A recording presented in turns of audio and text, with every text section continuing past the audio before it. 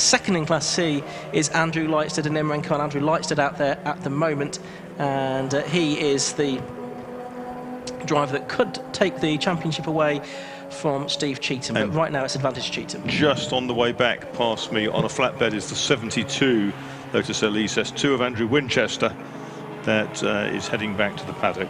Well, that's a shame, because the Scottish driver who we've seen out in a BMW previously, I think a former Scottish XR2 champion as well. It's a great shame that he's had a long journey down Silverstone and is out of the race with less than an hour gone.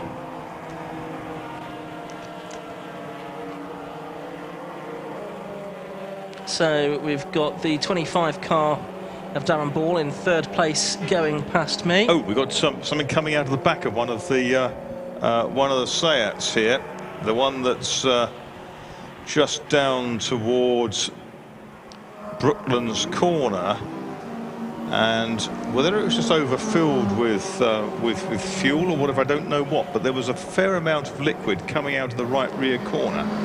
Luke Handley, number 51, and 136, Jonathan Evans, both of them are being notified of penalties of some description. I can see on the screen that flashed up there. We know not what the details of those penalties are. Lewis, are you down in the pit lane? Yeah, I got Darren Kell standing right here. And Darren, good session?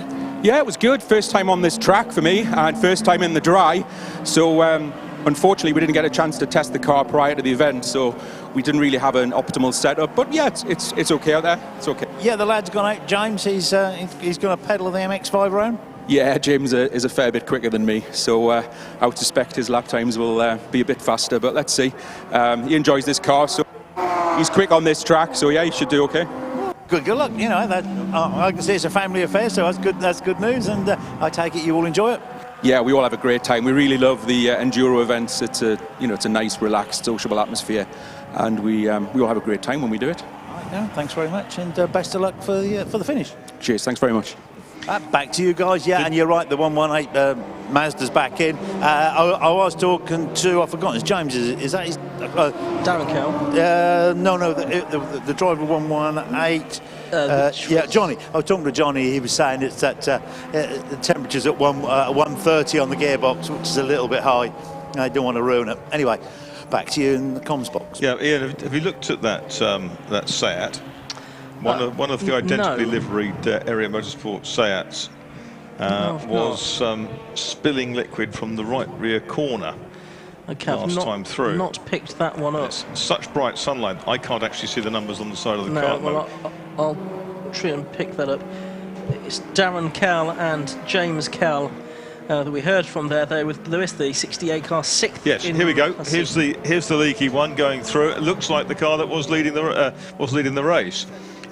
You'll see the first of them will be through in about the next 10 seconds, and probably 7 or 8 seconds behind that you'll see what appears to be the really quick Swift and Baker car. Okay, yeah, so I'm just watching now for them to come past me. So we've got again a few Seats coming through, and I'm looking out for, so the 55 car goes past me, which is the Wallace car, and then here comes the 6 car.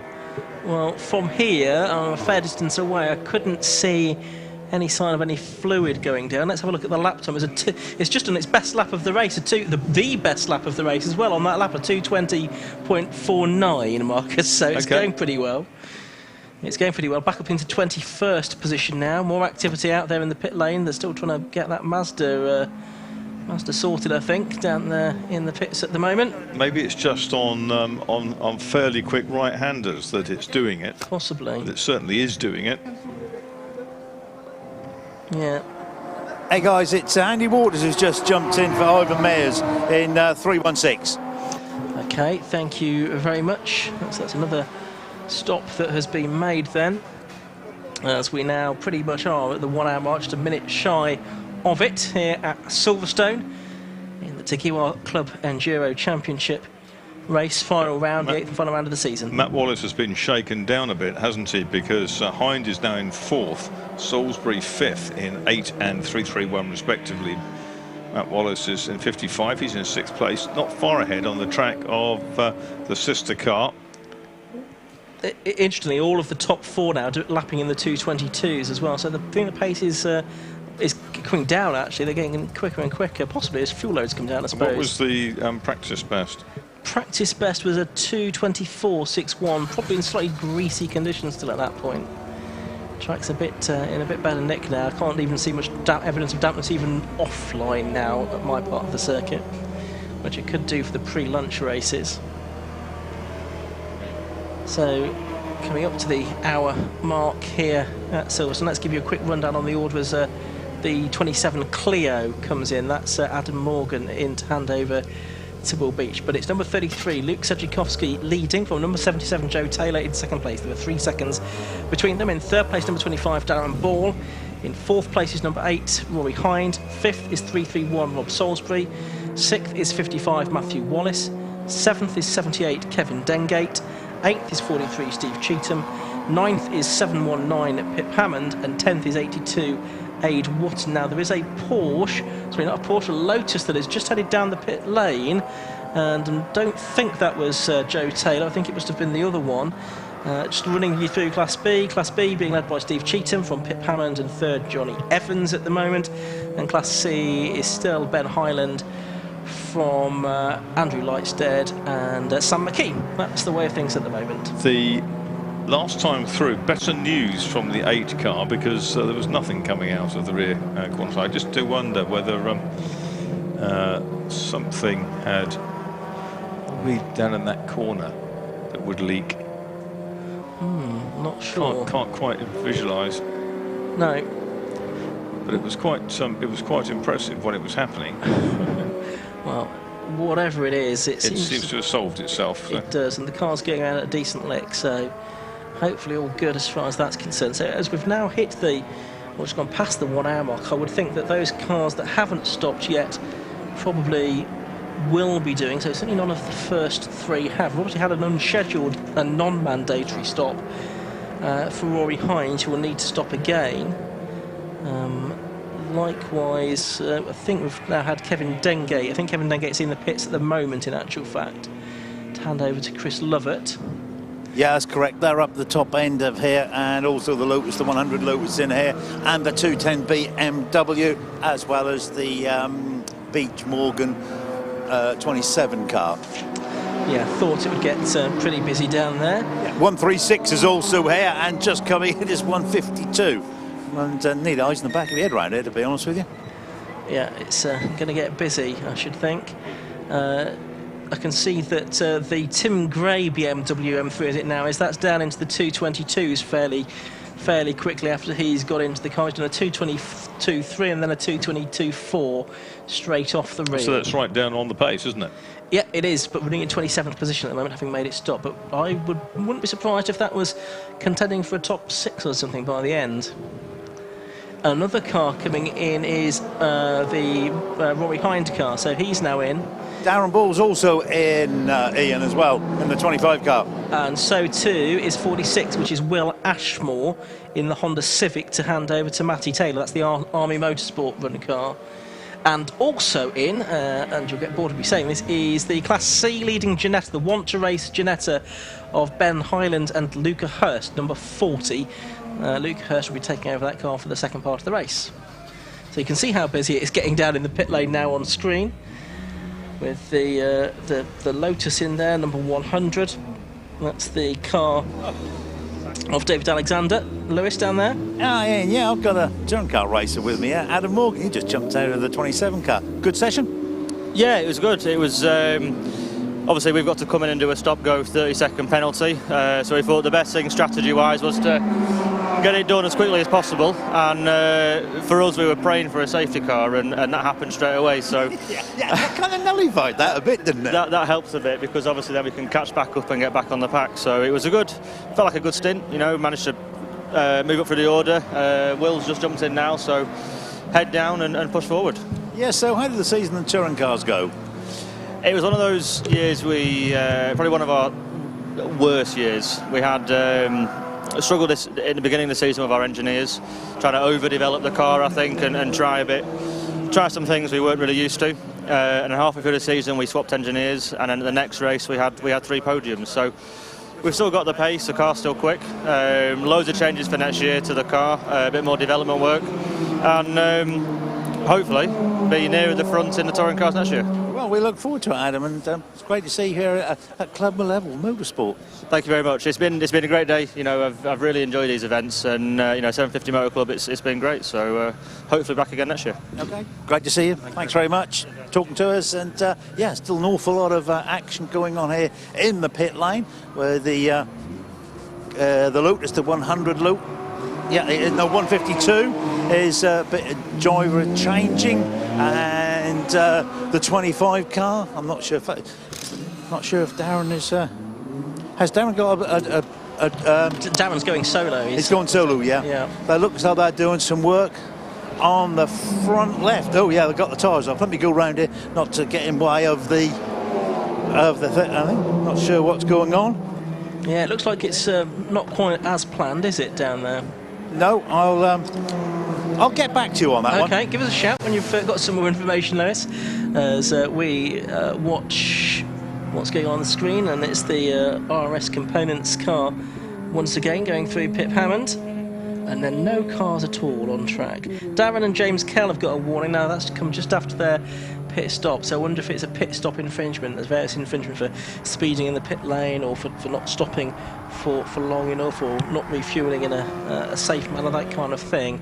So there's various penalties that can be picked up in the course of making the mandatory pit stops here. And while Steve Cheatham's going past my window, continues to lead Class B, still looking good for the championship. There is the 77 car of Joe Taylor, who has narrowed the gap a little bit now to Luke Sedgwickowski in the lead of this race. Lewis? Yeah, Darren looks as though it was a front brake issue, but he's had also, I think, had an issue with his belts as well. So, and he can't seem as though he can get the car running. There he goes. So that's a long pit stop for Darren. Anyway, back to you guys. Okay, so a brake issue for Darren Ball, who was going pretty strongly up there in the top 4 before he made that stop. Cheatham and Hammond now, what, 18 seconds behind, something like that?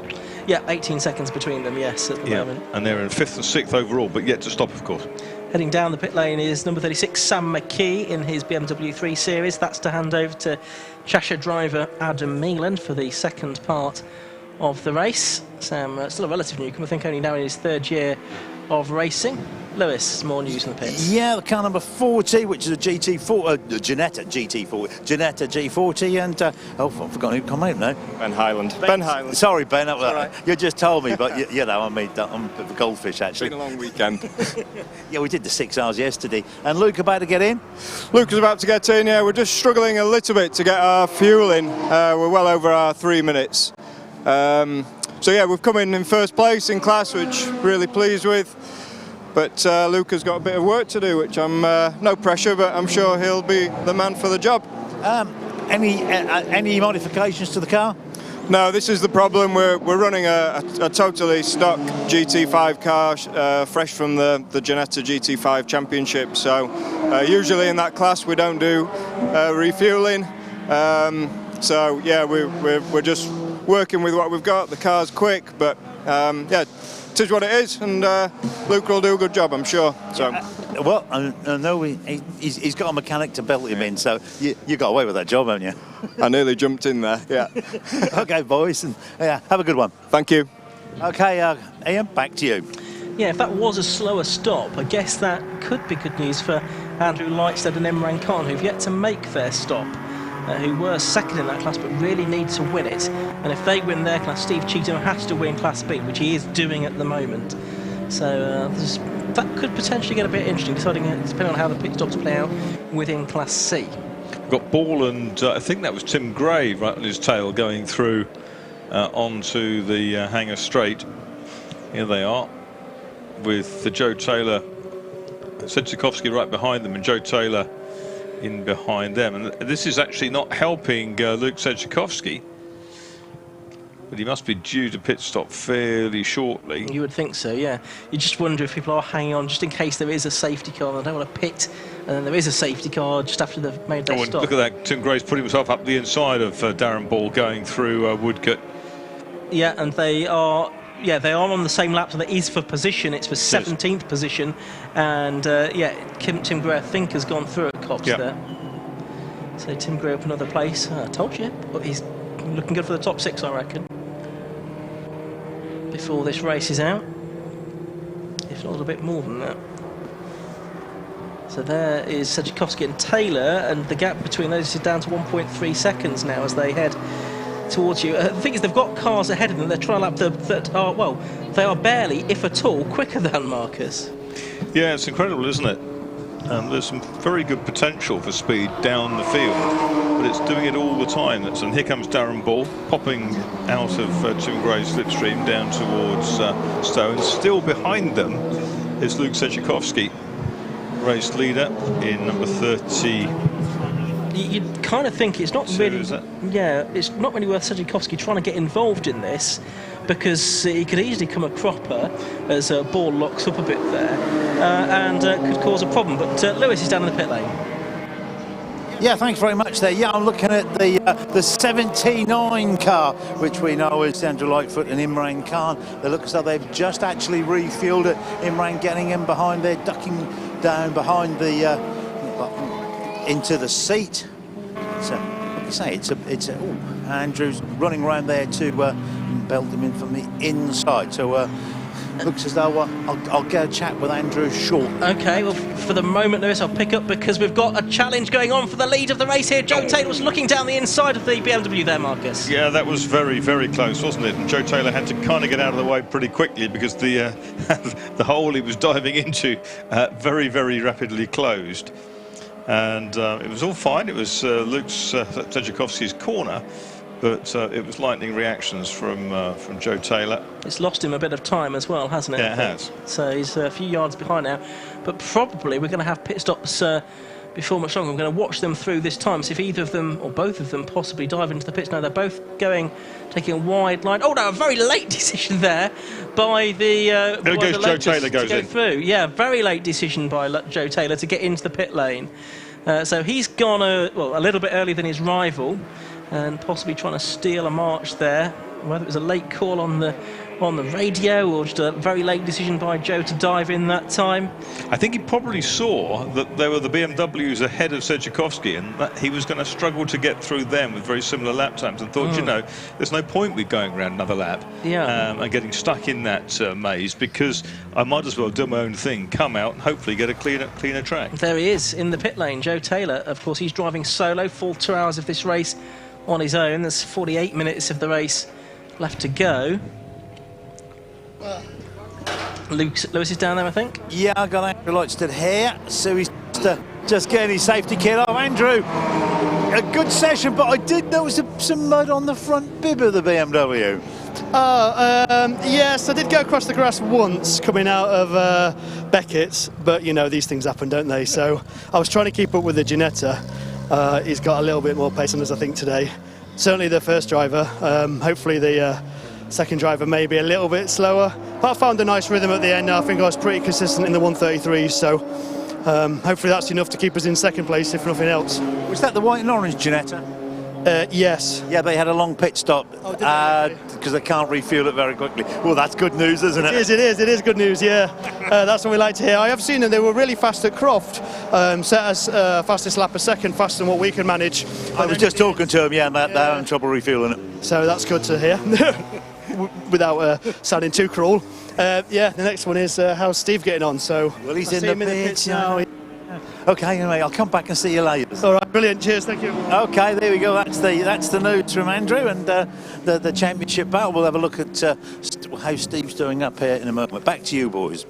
Well, as the pit stops have unwound, so Rob Baker. Cheatham's in this time, isn't he? He is, yes. So he's gone in, but so Rob Baker heads back up the order, having made his stop early on unscheduled because of that puncture that they had earlier on. There on screen now you can see Luke Sedzikowski, who's cleared the Ball BMW and stays out for another lap. So Luke Sedzikowski going quite deep into this race, it would seem. Yes, has Tim Gray escaped from that pairing?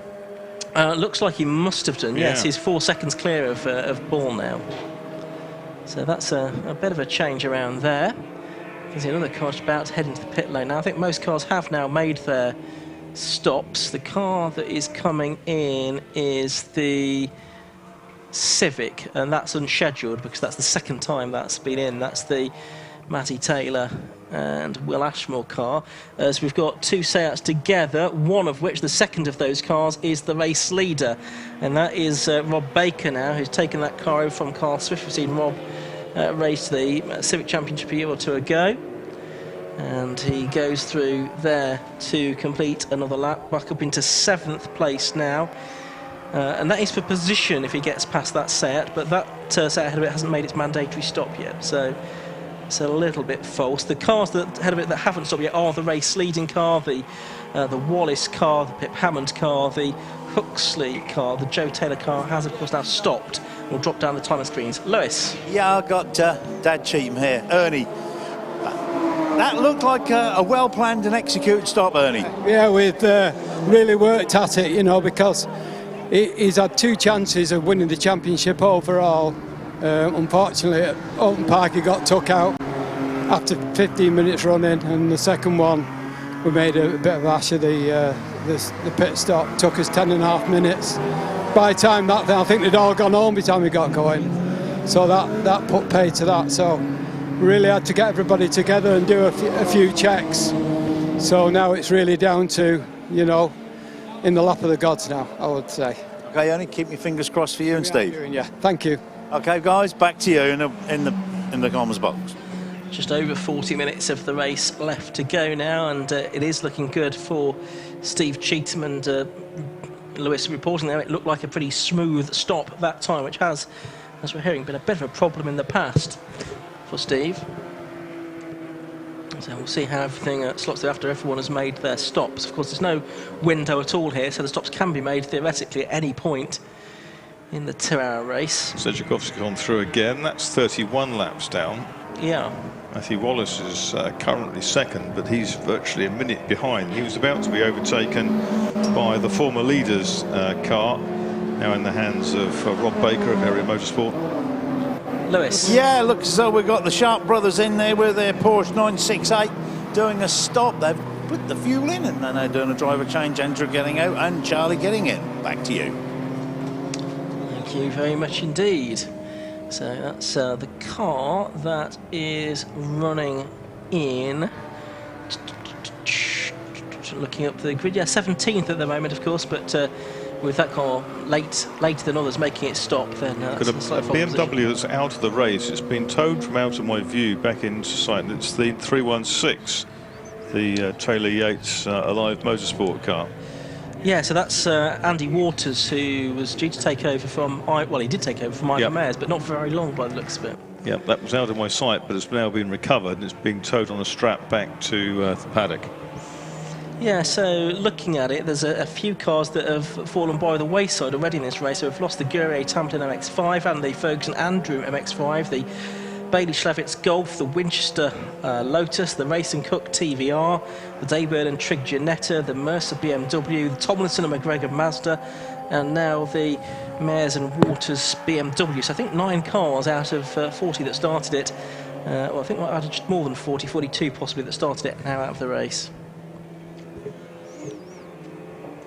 If I just look at the next page on my timing screen, I can tell you if there was a couple more that we've lost as well, but alas, I can't locate that at the moment. Tim Gray's BMW sounds beautiful as it goes through, under full acceleration.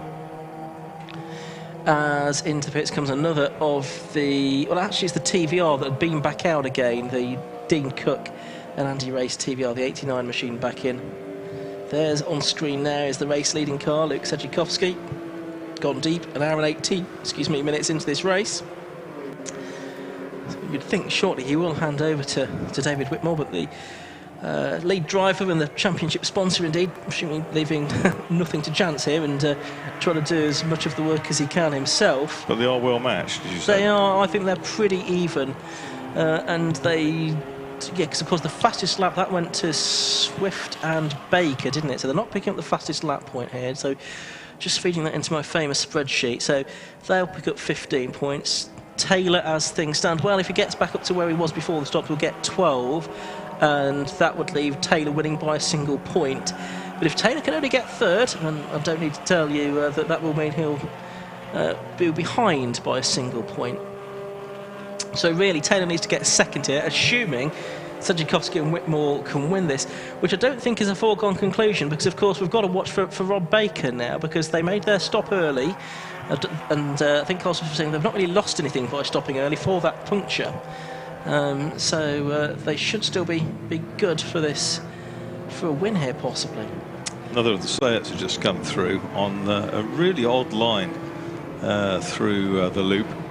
It's not one that gives him maximum potential to take extra speed onto the straight. Wallace has pitted from second place now in the white and orange Seat, and that's going to potentially move Pip Hammond up, but he hasn't stopped yet, has he? Yeah, again, in that box, we're going very deep into this race. Gavin Johnson here to take the second stint. We're intrigued to know how close Joe Taylor is to Rob Baker. He's 21 seconds behind him at the moment. It's a long way, isn't it? Yeah, he is.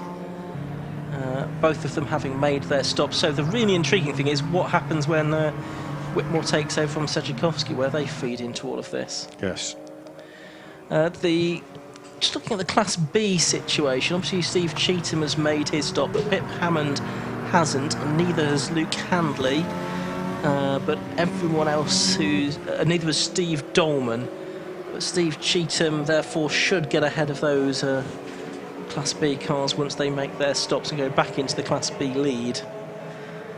So I think this is Pip Hammond just coming into the pits now as we're watching the 27 car. That's William Beach.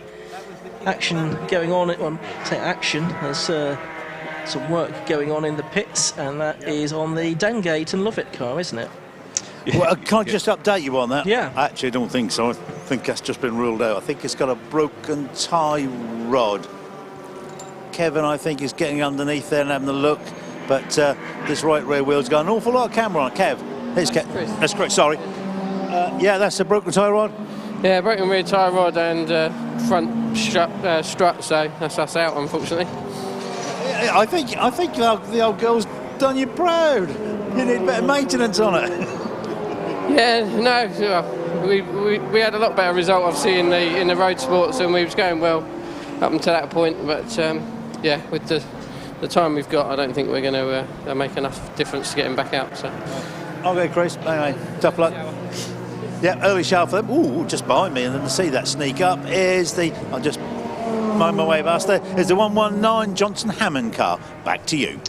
I think Mystic Marcus predicted the demise of the Dengate and Lovett car, didn't you, earlier on? Yeah, I think so. It had that great win in the road sports race, but it was about 40 minutes too much, and lo and behold, 40 minutes before the end of this race, it breaks down. Exactly. I said just enough time to break it in the earlier one, but they did very well to win that. They did indeed. So at least they've got a trophy to take home. They had one more life for the old girl in the race, and it wasn't quite going to last. No, it's done sterling service this weekend.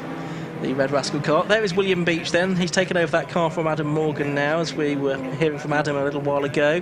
And he's got with him the Ginetta as well, the number 40 car, now being driven by Luca Hurst. And after the pit stops, I can tell you that it is Lightstead and Khan that lead in Class C. So number 79, Andrew Lightstead and Imran Khan now leading Class C. Second now in Class C is the number 68 car of Darren Kell and James Kell. They made a relatively early stop with the quicker driver. James is now aboard. He's 45 seconds behind the Lightstead Khan BMW. With 36 minutes to go. Yeah, and then third within Class C is the Highland and Hurst Ginetta, which is the one that we've just seen on screen a moment ago. And there's the 16 Gardner and Huxley Seat going through as well. So we're now in a situation whereby Lightstead and Khan, they have made their stop. It's Imran Khan on board now. He's leading his class, and Steve Cheetham therefore need to get back into the lead of Class B after all the stops have shaken out for him to win the championship. Mark, oh, sorry. Lewis, go on. Sorry, Ian. Yeah, look, so we've got Mark Jones and Robert Taylor swapping over. That's why I come up with Mark. That just swapping over in the 48 TCR Seat Leon. I tell you, I do like these TCR cars, and it looks as though Robert, who started it, has just handed over. Mark's in the driving seat and just pulled away. Back to you. Yeah, we've had 41 cars start this race, because on screen now you can see it was the Ben Salmon and Matt Maxted car that was the first of those ruled out. So I think we've had 10 retirements so far from this race, possibly make that 11, because the Tomlinson McGregor car's out on screen, so that's out on track at the moment, the Mazda. But I think the Ashmore and Taylor Honda's possibly out of it now. Lewis again? Yeah, I'm not too sure about the 72 car, the Andrew Winchester car, the Lucas Elise S2. It's picked up a lot of kitty litter, and the guys are trying valiantly to remove it. So not sure about whether we'll see that one again. No. I'd already counted that as being ruled out, but obviously they're trying to get it back in again. The Mazda looks like it's going to go into the pits this time, by the way. The RX-8 with the big wing on the back looks like it's going to head into retirement, with 35 minutes of this race left to go then. Still no sign of the race-leading car stopping. Luke Sergikowski to hand over to David Whitmore. Luke Sergikowski still out there. Yeah.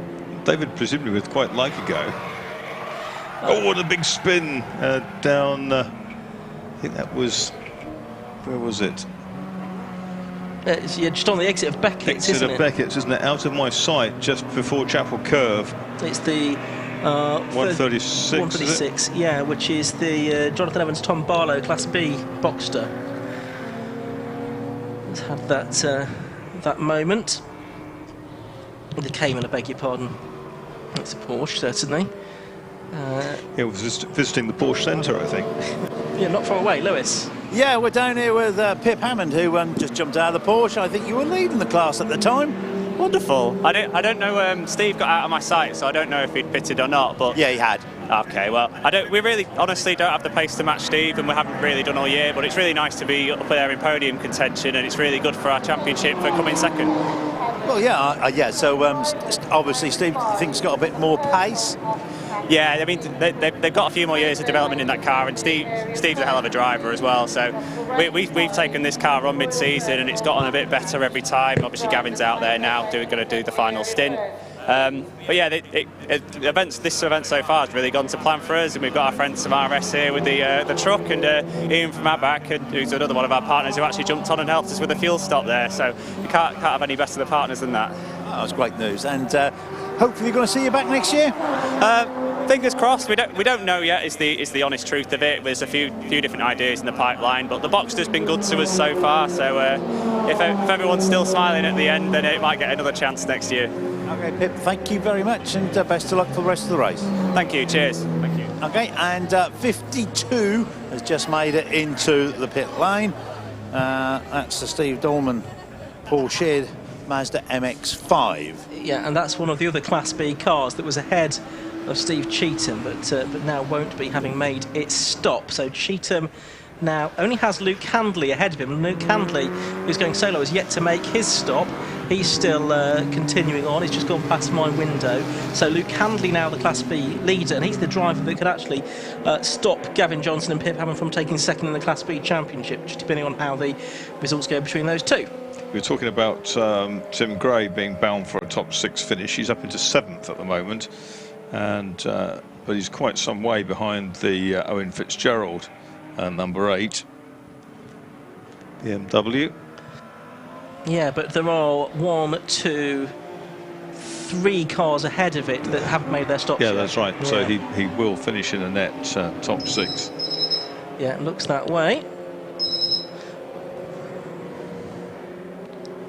So we have just over half an hour left to go in this race, and still waiting for our race leader to pit.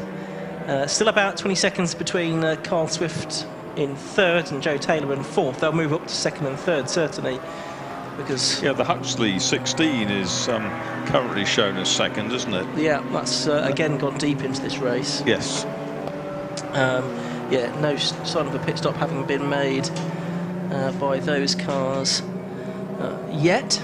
Taylor certainly can't match the Swift and Baker Seat. No, I mean their lap times aren't dissimilar, are they? The two of them, Yeah, a but couple of tenths apart. they just got separated really at the stops. Yeah, and 20 seconds when you're lapping it, and similar lap times is tough to make up now. Just going past me now is the Steve Cheatham car, and he is still second in Class B, and he should go into the lead once Luke Handley pits. So it's going to be pretty close, I think, for the overall championship as things stand. It looks like both of the two championship protagonists are going to win within their classes. So into the last half an hour or so, you can see one of the Seats heading towards us, one of the BMWs behind it, but it's difficult to see. That's the Wallace car and the Ball car. So that is for position, isn't it? 8th and 9th, those two. And Ball just getting ahead, I think, as we watch Luke Sedgwickowski navigate. Surely the leader is going to come in this lap and give his teammate best part of half an hour. Lewis is down in the pit lane with news. Yeah, just to confirm that we are expecting him in at any second now. Okay, well, he's heading down the Wellington Straight, so he's not too far away. David Whitmore will have been itching to get out into the car. We just need to make sure they have a nice, clean pit stop here. Yeah, they've got a big enough cushion, so it's not really a massive problem to take a couple of seconds more and just do a belt and braces job. Yeah, into the pits Here he comes. they come. Yeah, so finally in after 90 minutes and change. So Sedgwickowski's taken 3/4 of this race here, and Whitmore will just drive the last one. It'll be about 26 minutes by the time he gets out there. So that is the car that stands possibly take the lead. Then that's the Rob Baker car. Into the pits then has come the Tagiwa backed leading car, the M4. Brakes are fairly warm. That's in fact, on fire. Yes, they are. That's the very definition of warm, I think. Someone should be standing by with an extinguisher there, I think, because... hey, come off it, chaps. They're nowhere near as warm as Dan Camish's was at Brands. No. I mean, these are just lightly browning. They're not red, are they? No, but might get your toasted on them, possibly. Right, anyway, fuel is going in on that car as well, and another car is heading into the pit lane as well, which I think is the car from second place, the Huxley and Gardner machine. Yes, it is.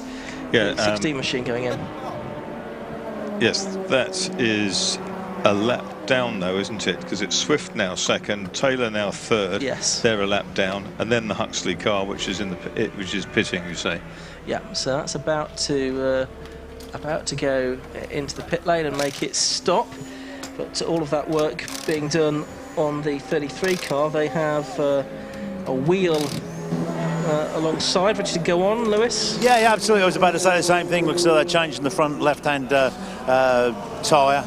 And, oh dear, someone just showed it. I'm not quite sure how many seconds that is, but the tyre obviously being exchanged. I just hope Dave Whitmore is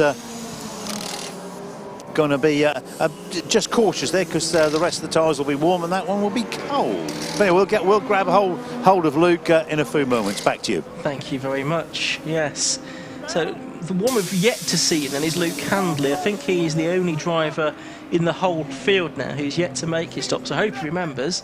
I think that car's just come past me fairly recently, the last sort of 15 seconds or so. Okay, so I'll look out for that in a moment to see if he's about to come in. So he's running in 6th place at the moment. That's a false 6th place because he needs to make his stop.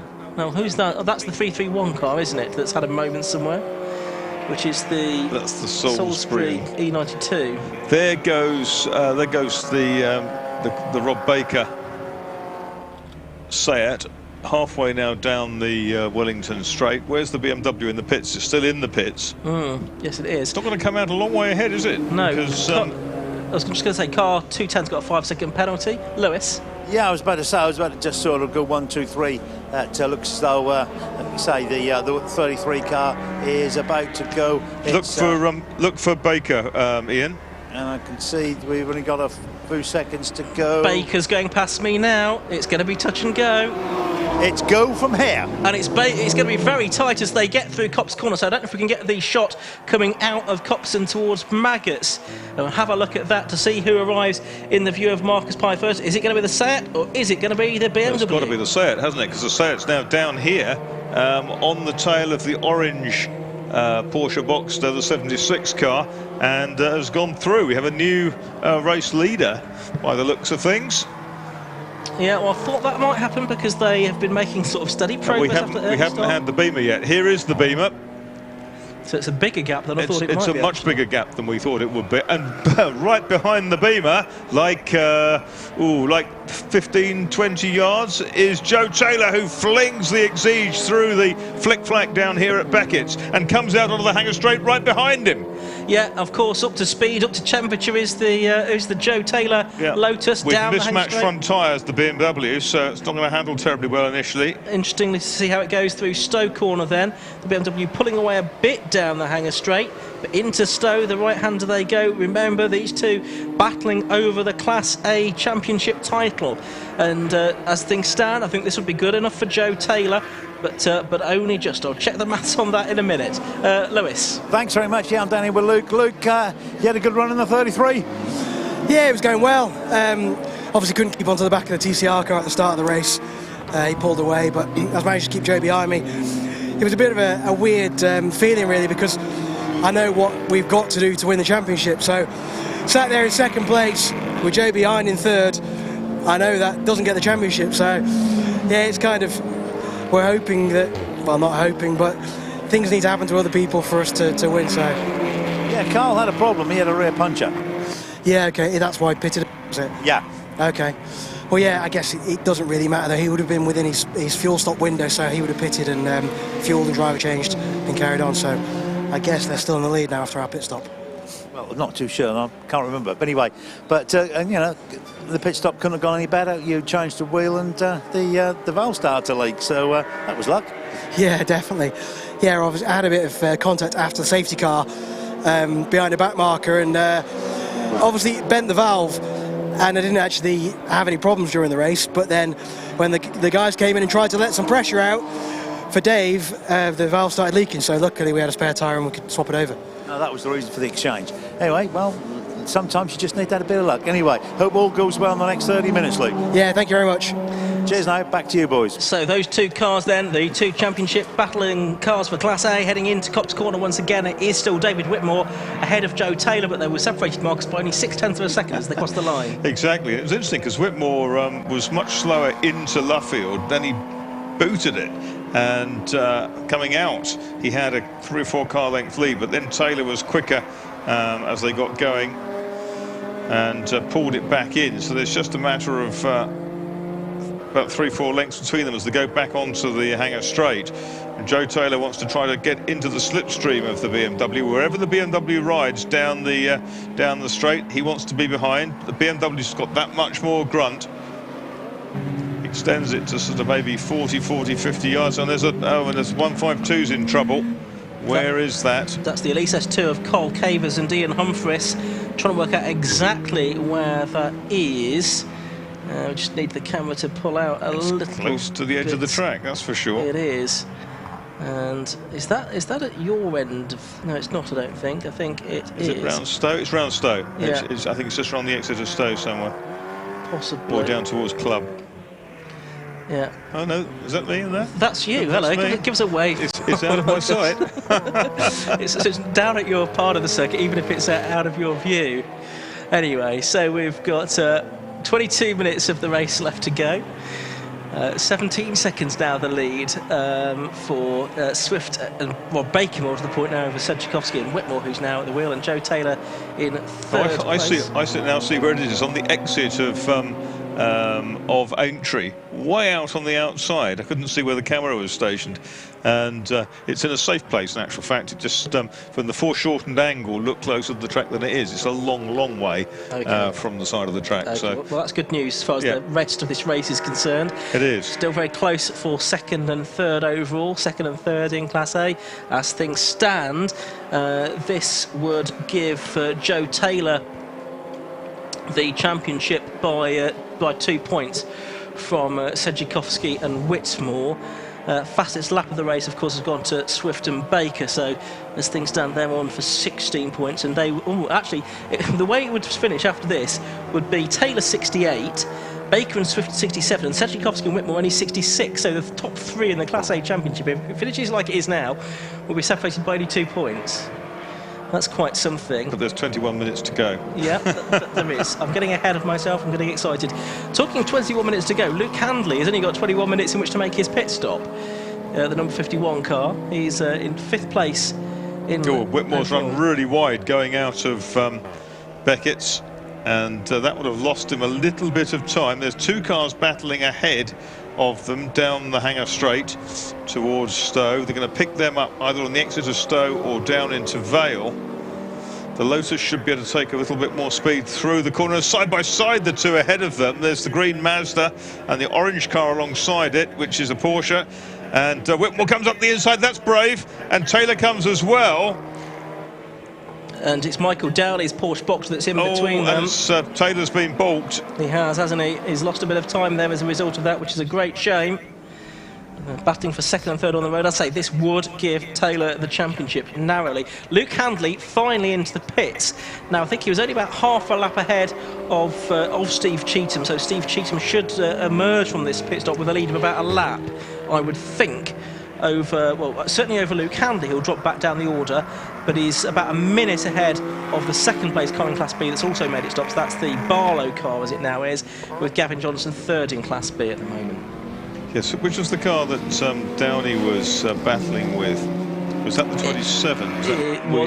It was the Kell car. That was. It was the 68. That was a 68. James Kell Class C car. That's the car that's 2nd in Class C at the moment, behind Lightstone Khan. Yeah, but it's a lap behind, isn't it? Yeah. Well, it's not come through to complete its next lap. Yes, that's where it sits. Behind. Oh, now again, another dive for Joe Taylor on the BMW, and that was down at Luffield. He's very, very good at getting into Luffield, but he hasn't got the grunt on the exit. But he's certainly harassing Whitmore for all he's worth. Down into Copse Corner they go then, with less than 20 minutes to go into sort of sprint race territory now, aren't we? Yeah, it's so much easier to chase than be chased in this situation. 4/10 of a second between them at the moment as they head down towards... And the best laps are probably very similar. There they go. Yeah, best laps 2:21.4 for Whitmore and Sedgwickowski, 2:21.3 for Joe Taylor. A 10th between their best laps, yeah. And Joe Taylor uses the agility of the Lotus. He comes up alongside, then he tries to, then ducks in behind. Now, he couldn't be any closer. He could throw a bungee strap out now and hook it onto the back bumper of the BMW, which is now weaving from side to side down the straight. Is not weaving from side to side to actually prevent Taylor from making a move, because Taylor's not quite close enough, but he's just trying to drag him off the slipstream. Taylor comes out of the corner, is alongside, and again hasn't quite got the grunt. Fascinating battle, isn't it, between two quite different cars, and really good racing between Whitmore and Taylor, who gets a better exit out of Club Corner that time. You don't want to be inside on that second apex, otherwise you'll be squeezed onto the grass. He just uses a bit of the curb there. We probably couldn't have done that yesterday. He lost 50 metres there in the last lap, and it's taken no time at all to close it right down. No, absolutely. So he's right with Whitmore. Just, I'll update you on the Class B situation in a moment as well, as to whether it is now Steve Cheetham ahead in Class B. I suspect it probably is going to be. But look at them, almost side by side down into the loop, into your part of the circuit again, Marcus. Yep. And it's very, very close. He looks up the inside, does Joe Taylor. But he's going to be outpaced again down the straights, isn't he? And similar tactics here from Whitmore down the Wellington Straight to what we saw on the Hanger Straight, down towards Brooklands. But he is closer, because you physically can't see the Lotus at some points. He's so close to the back of the BMW. It's Luffield where he's so good, because he dives out wide, then he cuts back. But if he can try and keep it a little bit wider and a bit more momentum coming out, he can get closer, gets his nose up alongside the rear wheel. He's going to get swatted if he's not careful. Lap 41 completed then. There's a penalty going out to car 67, I think that is. That's the sharp Porsche. Doesn't really affect things too much.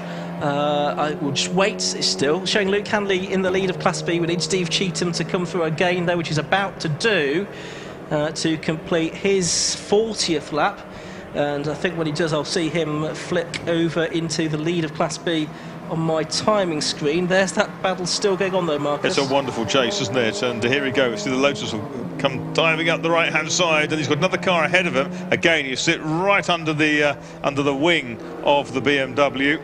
Just confirmation, Steve Cheetham has gone back into the lead of Class B, so as things stand, he'll be the overall champion, but there's still 15 minutes or so to go. Now this time the BMW's got the run down the straight, and Joe Taylor's been balked again, but it's the driver minding his own business. He's no need to get out of the way particularly, just not impede if he can at all help it. So there's Taylor on screen now, chasing after Sanchikowski, after Whitmore. It looks like Steve Cheetham is going to win Class B. Has he got fastest lap as well within that class? No, he's not, so he'll pick up 15 points. Lightstead and Khan, within Class C, they are leading. And are they going to pick up fastest lap within Class C? No, they're not, so they'll pick up 15 as well.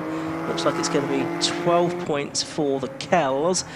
So yeah, as things stand, looks like it's going to be Cheetham that will win the overall championship by a couple of points, and Taylor that will win Class A by a single point. Yep, there's still, what, 14 minutes to go, 14 and a half minutes to go. They're coming upon one of the Mazdas down the Wellington Straight.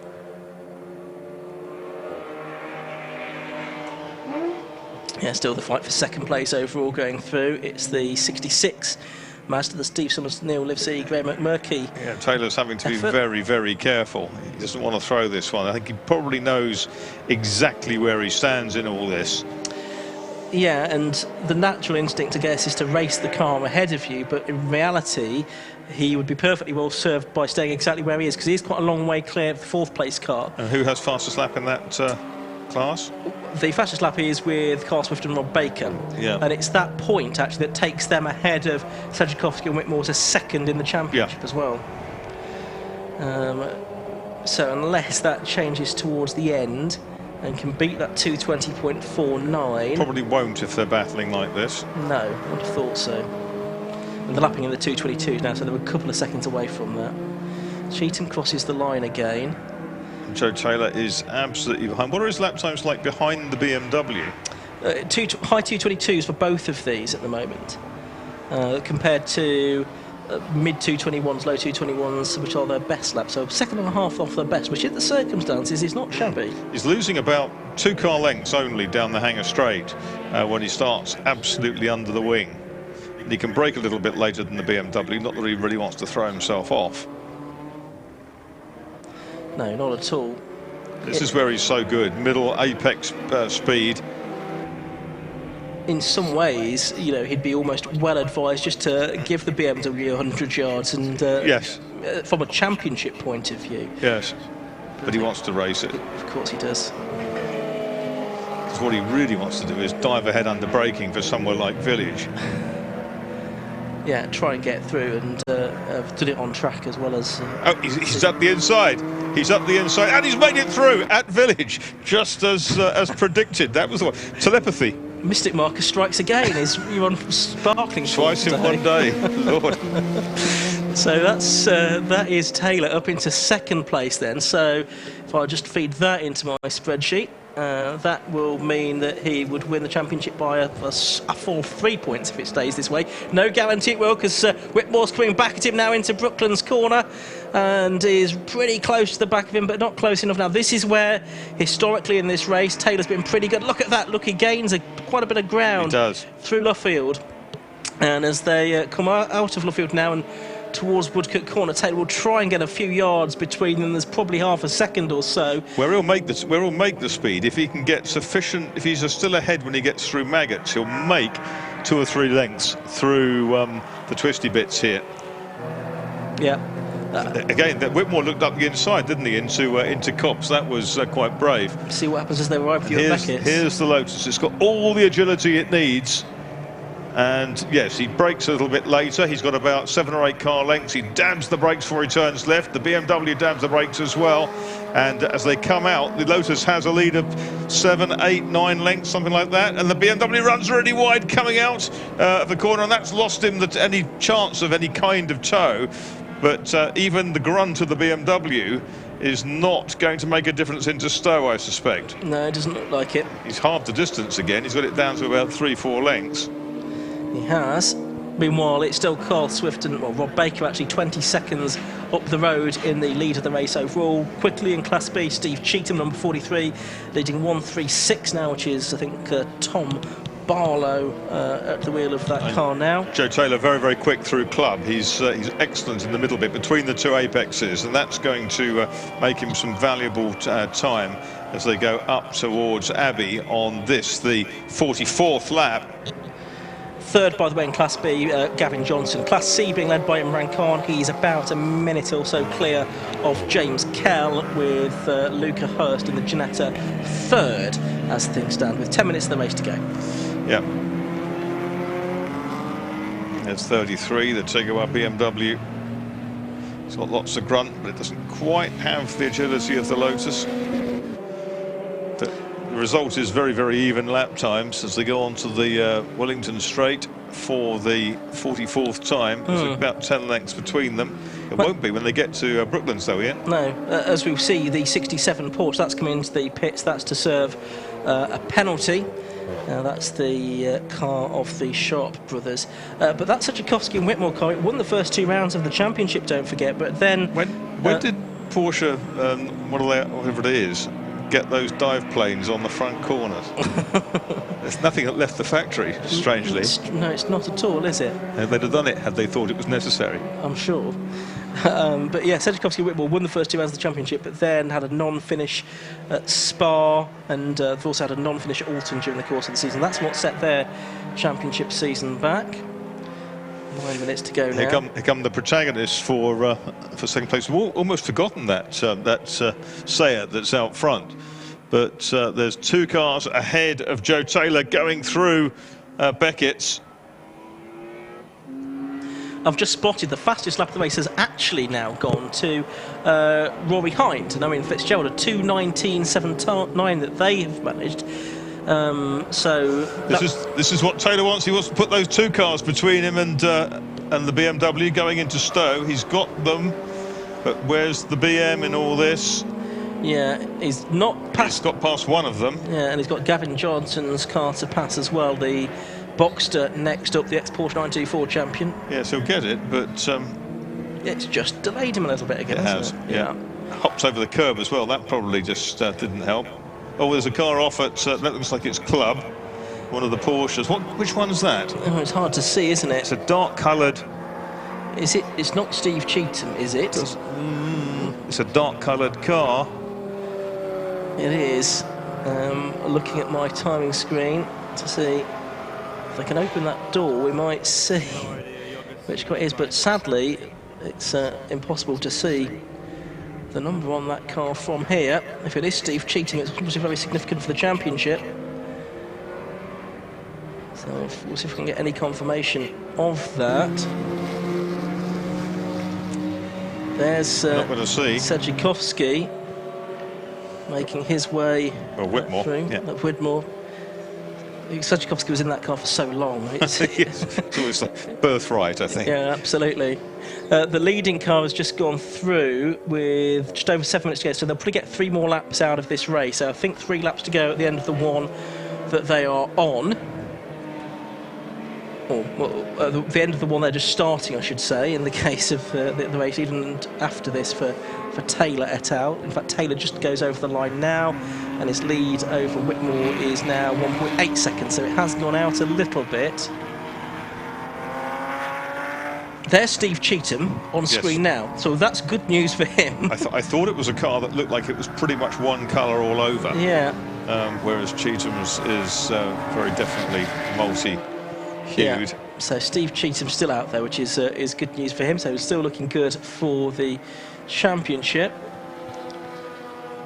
And Luke Handley, who was leading Class B for a while because of a late pit stop, he's just passing me now. He's 13th overall. But Cheetham here, the 2005 Porsche 924 champion, started racing back in 1997, but had a break for a good few years, coming back into it. Oh, I've seen plenty of this. Number 72 is now being towed back past me. One of the Lotus exeges. That's Andrew Winchester's again. Yes. It was on a truck last time I saw it. This time it's on a tow rope. Lots of trouble, usually serious. Loyalty points being picked up. I don't know if Lewis was trying to come in there as well, but Lewis, if you've got anything to say, please do, as we work into the last 6 minutes of this race. And it's, as I say, it's looking like it's going to be Joe Taylor's Class A championship, but Steve Cheetham winning Class B, and Imran Khan and Andrew Lightstead Class C, with Cheetham getting the overall honours. The 210 BMW, the dark Delgado car, which has a penalty anyway, is going rather slowly now as well, so that's dropping back down the order. It's Jonathan Evans' car, I suspect. Is it 136? That's just taken a dump down the order. Yeah, that would make sense. That's the car that stopped over at Club, I think it was. Tom Barlow board that car at the moment, we think. But yeah, that's a sensible call. Lewis, are you down there? Yes, chaps. Car 67 got a 5-minute penalty. That's a long penalty. Yes, it is. It exceeds a 3-minute for a red light yesterday. Yeah, that was a James Winstanley honour, wasn't it, for his team? Yeah, I was challenged by the lads here to find out what it was, but I have found out, and we will put it very easily, a refuelling infringement, and we'll leave it there. Okay. So there we go. That's. That penalty has been. Somebody had a big lock-up at Spoke. Yeah, Cops. That just is a massive isn't it? lock-up. Yeah. Yeah. And and Joe Taylor's gone round the outside of somebody, going down into the middle element of Beckett's. He wanted to put someone between himself and the BMW. It was a brave move. It worked. Just. Yeah, as we pick up one of the other white Lotuses at the moment. There is the race leading car though, Carl Swift, who's been in the, Rob Baker, who's been in the car since about 50 minutes into this race, so he's had a good hour and 5 minutes already in the car. They do bellow round rather nicely, don't they? They do. And good looking thing. Pretty robust as well, apart from that puncture that they had in the first part of the race, but that's not to do with the car. So they're going to win for the 3rd time in a row at the end of the season by the looks of it. Alton Park, Snetterton and Silverstone. I am still intrigued as to why it was blowing something out shortly after the pit stop. Maybe it just was overfueled. Possibly so, something like that. And soon sorted itself out. So they are going to have, I think, just one more lap at the end of this one, I reckon, because we've only got 3 minutes left to go and it's heading back towards me for a final time. So it's Rob Baker leading, Joe Taylor 2nd, David Whitmore 3rd, Owen Fitzgerald 4th, Tim Gray up to 5th, and that's as good as he'll get because he's 48 seconds behind Owen Fitzgerald. Darren Ball 6th, Simon Wallace 7th, Steve Cheetham 8th, Paul Huxley 9th, Aid Wood 10th, and Gavin Johnson in 11th place. Class C, it's still Imran Khan leading by about a minute, so they're doing their bit, they're winning Class C. But it's going to be Steve Cheetham who wins Class B today, and that will be enough for him to wrap up the championship, unless something strange happens in the last 2.5 minutes. It's an endurance race, so anything can. We have seen stranger things happen. Taylor just comes past me now in the commentary box with a healthy advantage now over Whitmore of, what's that, 2.25 seconds. There's the leading car though on screen, just heading through the sequence of curves at Beckett's. So nicely balanced, isn't it? Yeah. Looks terrific. It really does. Absolutely on rails through there. When it's lapping in, well, its last lap was its best lap of the race, so 2:20.34. So still pushing on Rob Baker, but it looks as if it looks as if it's no effort at all, really. What was the time that the Hind of Fitzgerald number 8 was given? 2:19.79. 2:19, so it's through 2:20, yeah. Yeah, so that's been the best lap. It's been a great recovery, hasn't it? It has, after that early misfortune, to come back to 4th. And they just came in and were tightening the wheel nuts, weren't they? And 38 seconds behind the winning team, or maybe 40 seconds behind the winning team. So if it wasn't for that, and I know it was under the safety car, You wonder what might have been in terms of the overall result. The old Keke Rosberg question. Yeah. So, minute to go. There is Swift, Rob Baker, I should say, pushing on. Are they going to get one more lap out of this? No, I don't think so. I think this will be the last lap. Down towards you again for the final time, I think. Yeah. So here it comes then, the Area Motorsport Seat. Burbles through. There's the 55 car. That's the other one. Yes, on the screen now. It's at the other end of the Wellington Straight. Our race leader. Yeah. And here comes Joe Taylor. He's going to go past the black Seat in a moment. Being pursued still by David Whitmore. But I can see now the winning car is heading through Luffield Corner towards Woodcut for the final time. 12 seconds. 12 seconds to go. Are we going to get the flag this time or not? It's going to be touch and go. It is, yeah, it's the last lap board. So by 2 seconds, I think because they've gone so quickly on the last couple of laps, they have managed to eke an extra lap out of this. So that, if something happens on an extra lap for anybody now, they won't be thanking Rob Baker. I thought very, very early on that with that, before the safety car situation we had very early on, I thought we could just get 50 laps out of this. But it's not going to be, it's going to be 49. Yeah, it might have just about been 50 had we not had that safety car, which did go around quite slowly, didn't it, for a while, to get everyone back in the right order. So, Swift and Baker, then Baker at the wheel at the minute. Oh, and there's one off in the, well, not in the gravel. Where is that? It is the 52 car, that's the Dolman and Sherd car. It was started by Steve Dolman, so it's Paul Sherd off at Abbey. He's pulled off by our Abbey commentary point there, which we're not using today. What's the difference between Darren and James Kell and the Ben Highland and partner Ginetta time-wise? 12 seconds. Okay. But the Ginetta has been lapping faster. But it's going to run out of time. Yeah, well, on the last lap it was 6 seconds a lap faster, actually. So possibly the Kell Mazda has a problem. There's Steve Cheetham. Now he's got another lap and a bit to go then, because he's just heading up towards Brooklands, and he'll see the last lap. Is that at a fairly reduced pace, just sort of throttled back? Cheetham. He doesn't look to be sort of attacking it. No, he's not particularly. He probably was thinking. He probably was thinking that this was the last lap, and he was getting ready to take the checkered flag. He'll be disappointed, therefore, to see the last lap boards. Yeah, race leader now up in the loop. Here it comes. I do think that Steve Cheetham was genuinely shocked to see the last lap board that time, because he was sort of had throttled right back, and then he saw it, and then you could hear him get the throttle down again. What was his lap time? Cheetham, it was a 2:33. His best lap was a 2:26. Okay. He's got a good advantage over the next Class B car, so that's not a problem, but there we go.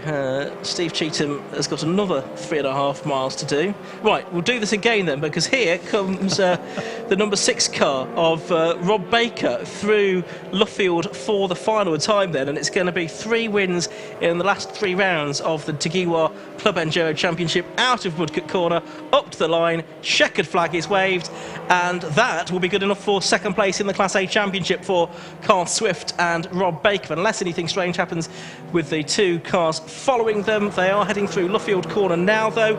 I can see that Darren Ball. Is that? Yes, Darren Ball has stopped there, but here comes Joe Taylor out of Woodcut Corner now. He's coming up to the line to take the Class A Championship. No, he's not quite yet, because in fact, he has gone through, hasn't he? 10 seconds behind in the end. Whitmore took 3rd place for BMW, so they have gone through, and Owen Fitzgerald in 4th position. Yes, Darren Ball, who was a key protagonist, he'd stopped out on circuit, hadn't he, right at the end of the race, so he went to thank Rob Baker for that extra lap of running that he's had to do.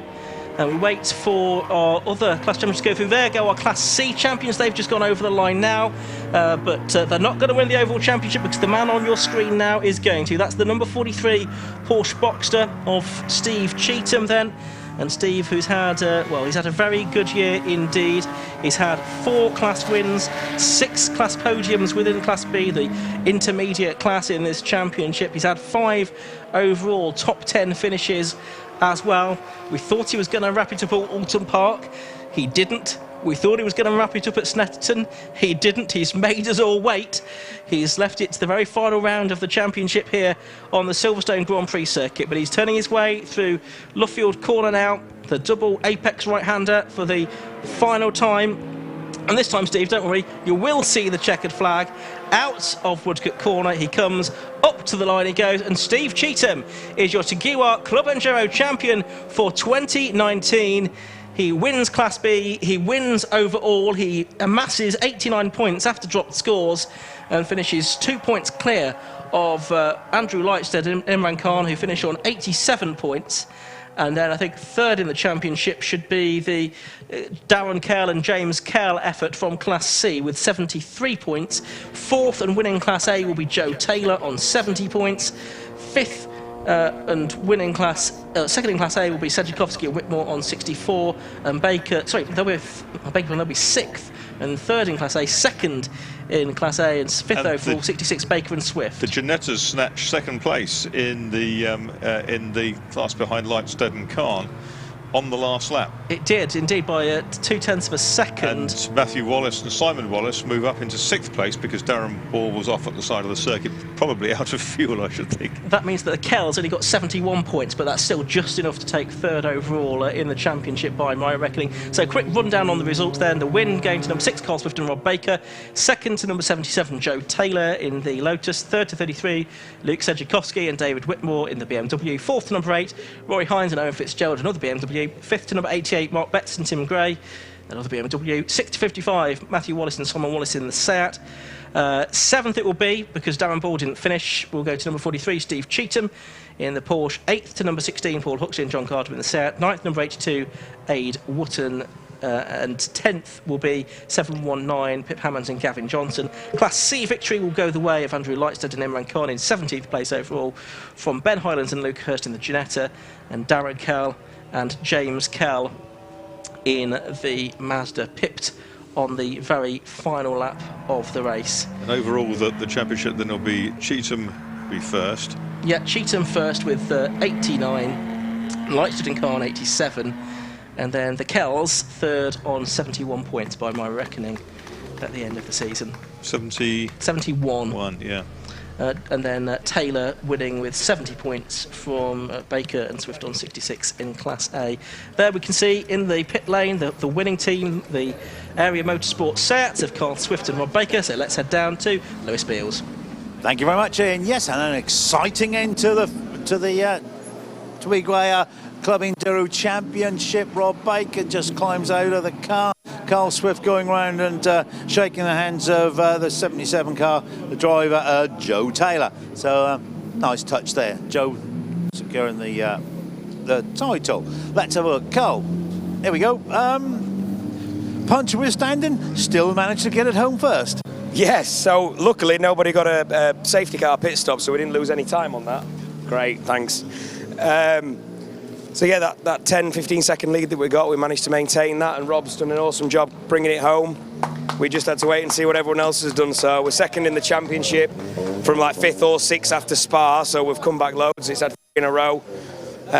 See what next year brings. Yeah, let's have a come on, Rob. Let's Rob's over there, and yeah, let's have a quick word with Rob. Rob, you had a good run there, didn't you?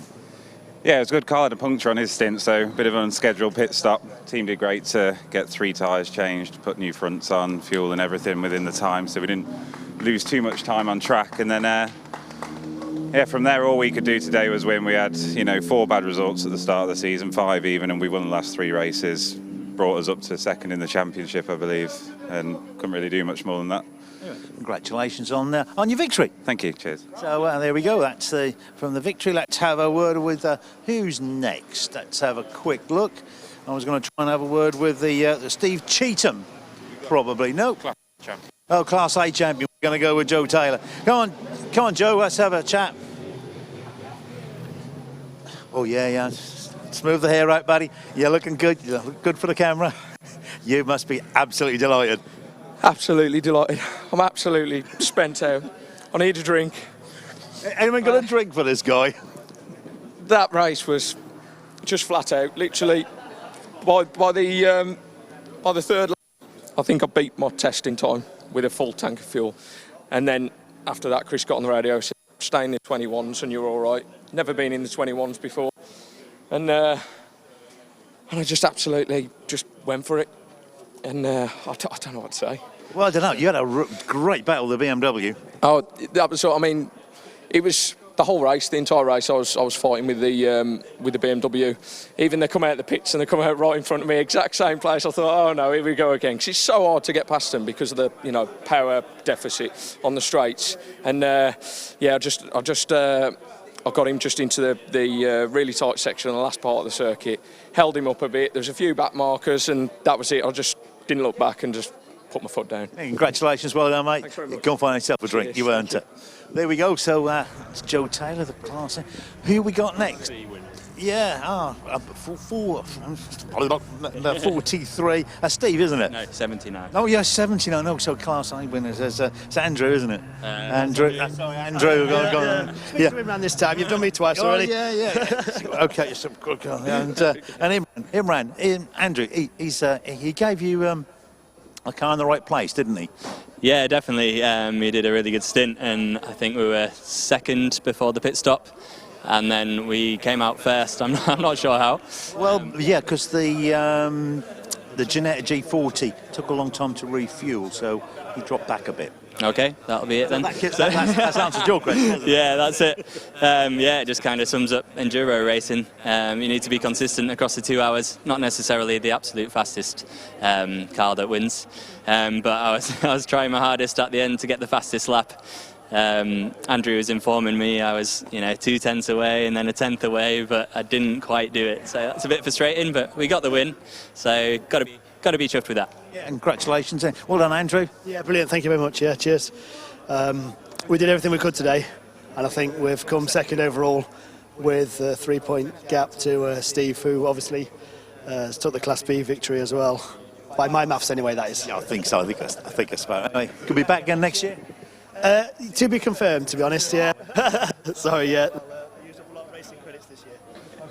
So a word with our new champion car, the 43 car, Steve Cheatham. What can I say? Many congratulations. Yeah, still quite hasn't sunk in yet, but no, I'm just glad I kept pushing really, because obviously they got the win, so I had to get the win. So yeah, I kept pushing and got there. You look tired, mate. Yeah, with about 15 minutes to go, I got a horrible cramp up my side and it was awful, but back right off for the last few laps and just brought it home. Have you done a 2-hour stint before? Yeah, we've done a 3-hour stint before, yeah. 3 hours? Yeah, I've done the season on my own, and yeah, you do feel it at the end, but yeah, you get a lot out of it. Well, many congratulations, and you couldn't have done much more today. Good win and clinched the championship. Plenty of beers tonight? Yeah, we'll be having a few drinks, I think, tonight, yeah, definitely. And you and the Lodge Sport team, I think you deserved it. Well done. Thank you. So that's the 1, 2, 3, and the champion in the Club Enduros. We now go back to the second race of the day for the Demon Twigs Yokohama Classic Stock Hatches and the Royal Pearl Hot Hatch Championship.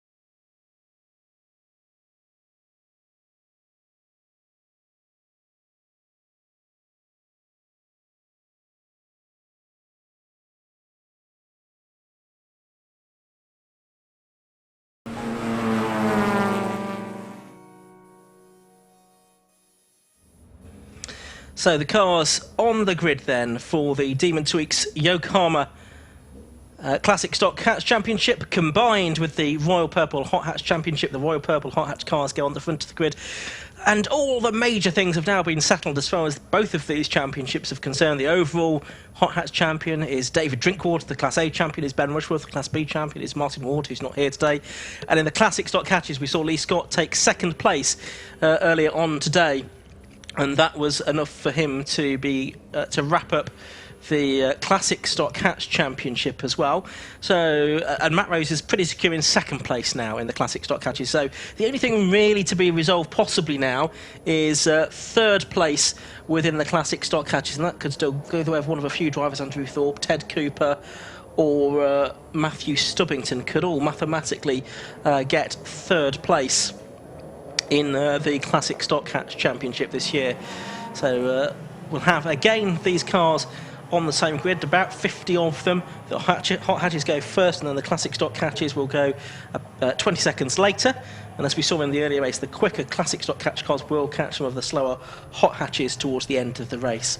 Let's tell you how the grid will line up though. And on pole position, it's going to be the race 1 winner, which is number 22, Ben Rushworth. Alongside him will be number 88, Stephen Sawley. Second row of the grid, number 5, Ryan Steele in his Saxo, alongside the Class B winner from earlier on today, 63, Phil Wright. Third row, number 7, Jonathan Swift, and number 169, Tony Perfect. Fourth row, 24, Callum Hoochin, and the 16 car of James Alford, so a couple of Civics on row 4. Row 5, you've got Sean Green's Civic, number 33, and Ryan Polly's Clio, number 136, the Clio 182 champion for this season. Row 6, you've got 42, former class champion within the championship, Will Hunt, and alongside him, number 17, David Drinkwater. Row 7, 121, Scott Edgar, Clio Racer, and 68, Dan Gibbs. Row 8, 56, Rob Fagg, and 27, Paul Foreman. Row 9, 71, Michael Story, and 39, William Hornsey. Row 10, 98, Paul Warren, and 72, Tom Silk. The 11th row, 172, Chris Heathcote, and 10, Nick Leston. The 12th row will be 55, David Meader in the Corster, and 36, Peter Grist. Tim Parsons in his Golf, number 86, is on the inside of row 13, alongside number 19, Alex Martin Saxo. And then it'll be Mark Ashman in the Fiesta, and Patrick McCarthy in the Honda Integra, who was the only non-finisher from race 1, who will make up row 14. Then we get into the Classic Stock Hatch cars, and their grid set by the second fastest time set in qualifying. So it will be number 9, Andrew Thorpe, on the inside of row 15, alongside number 67, Matthew Stubbington. Row 16 will be number 2, Matt Rosier, and 41, Jason Wood. Row 3, number 1, Lee Scott, the new champion, unless he does anything silly in this race and gets disqualified, and number 4, Ted Cooper in the Nova. Then row 4 will be 87, Jeff Humphreys, 87 Stuart Place, I should say, the race 1 winner, and number 40, Jeff Humphreys, returning after a bit of a layoff. We last saw him out in the Clios, but he's returned here in the Classic Stock Hatches in a 205. 6, Andy Philpotts, and 89, Richard Kelsall on the 5th row of the grid. On the 6th row, 99, Scott Ward, and 39, Martin Rogers. The 7th row, 77, Derek Rosier, and 34, Ben Ward. The 8th row, 26, Paul Brock, and 52, Hannah Newton. Then it's 27, Sam Hutchinson, with 18, Darren Bassingthwaite alongside. 92, Rick Groom, has 91, Steve Groom next to him. Then it's Ian Gribbin, Alan Dooley, and Pete Osgerby to round out the field in this final meeting of the season for the Royal Purple Hot Hatch and the Demon Tweaks Yokohama Classic Stock Hatch Championships. And quite a season it has been. In the Hot Hatches, we've had 3 different overall winners, although only Ben Rushworth is here of those today. Gary Preble and Chris Southcott both absent. But lots of different class winners as well. Most class wins going to David Drinkwater, who picked up another one this morning to take his tally to 10 for the season, having already wrapped up the championship at Snetterton. And in the Classic Stock Hatches, well, it's been very competitive because Stuart Place took his second victory of the season early on. That's the same amount as Pip Hammond, who only appeared briefly early on in the season.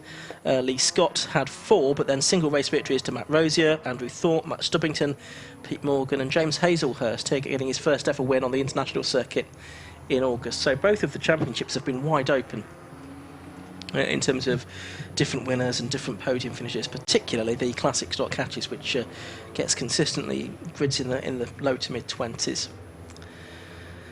So coming back onto the grid now, these cars already still heading down the Wellington Straight, but the pole position car, Ben Rushworth will have a little bit of time to wait.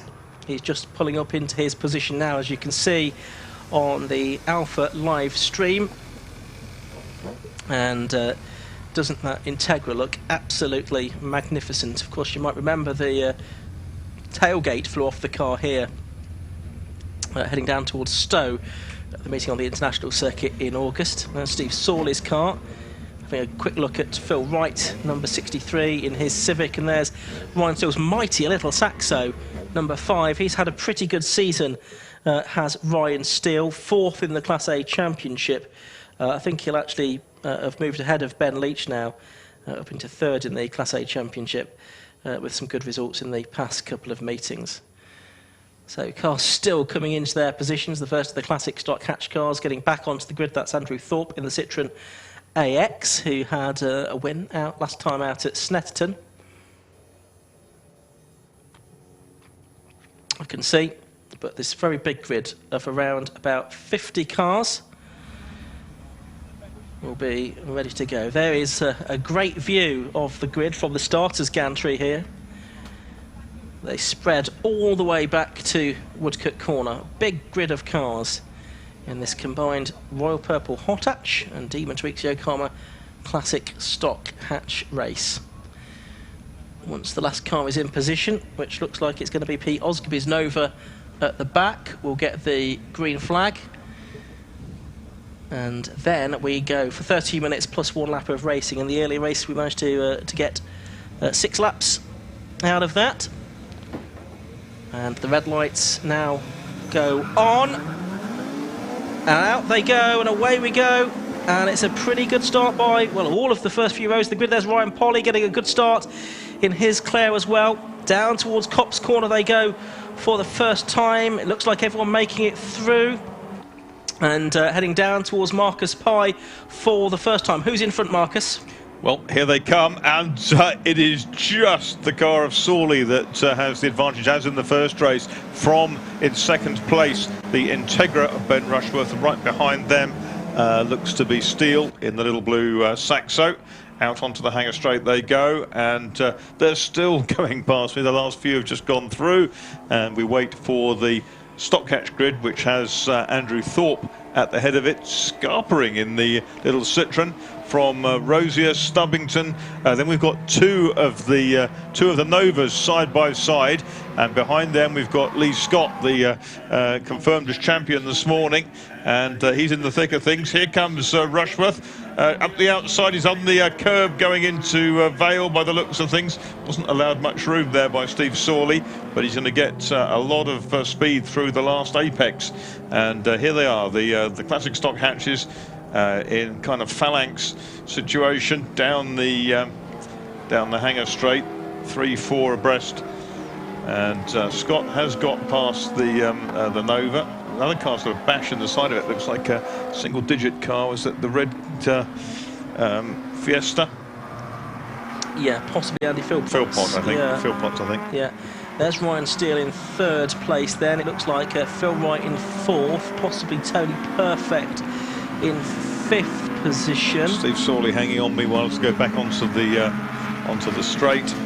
Yeah, and he did so for the first lap or so in the first race, didn't he? He did. Before Ben Rushworth got past him. And it looks like... opposite sides of the circuit. Yeah. Down both of them to the right-hand side as they turn into Brooklands.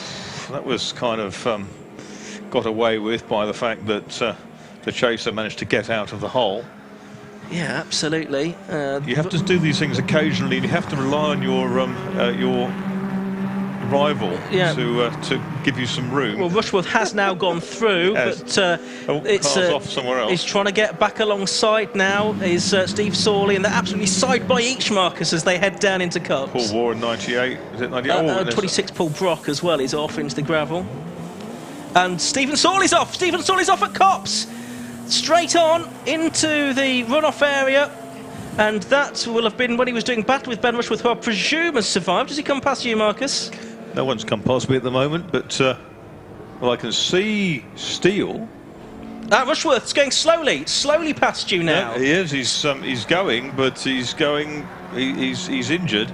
He's pulling off. He's pulling off the track. Yeah, so Ryan Steele then leads the race in his Citroen Saxo. Could this be a fourth winner of the year? It could be. Sawley was on the outside going up to Copse, wasn't he? Yeah. And yes, they didn't make it. No, so we didn't see what happened between those two. Something evidently did. They were very close at Brooklands a quarter of a lap earlier. Anyway, now... Yeah, they're plucking... Oh, look at this, a challenge going on. That is the 24 car of Callum Hoochan up the inside of, I think, Tony Perfect.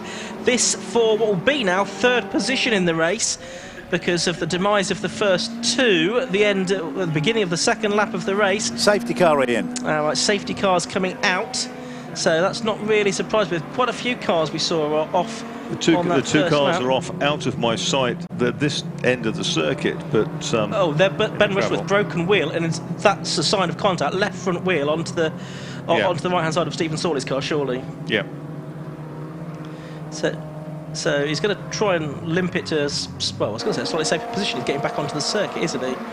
So whether we're trying to limp it back to the pits... It's not going to hold too much air for very long, I don't think. It's not. It's still quite close between these cars. I mean, I don't think they've got to the safety car yet, have they? They're heading down into your part of the circuit through Village and now the Loop. I don't think Ryan Steele can believe his luck here, because he's half the length of the straight ahead of anyone else. And then, of course, you'll see the car with the lights flashing and think, we'll do it all again. Yeah, he has, although really he's not got any of the Class A cars to worry about particularly.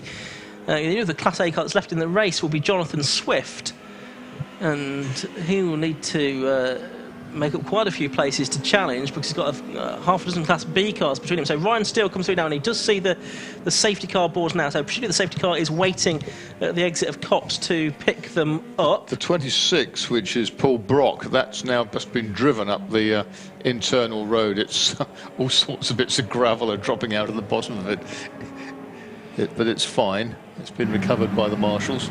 Yeah, great job. Actually, not a lot of marshals per post out on the Grand Prix circuit, which of course means that it's quite difficult to marshal. Yeah. Meanwhile, yes, I think the drivers are now seeing the yellow flags. In the classic stock hatch, it is, as I'll try and get the right page on my timer screen. There we are. In classic stock hatch, it's Landry Thorpe leading from Matt Rosier in second, Matthew Stubbington third, Lee Scott fourth, Ted Cooper fifth, and Stuart Place in sixth position.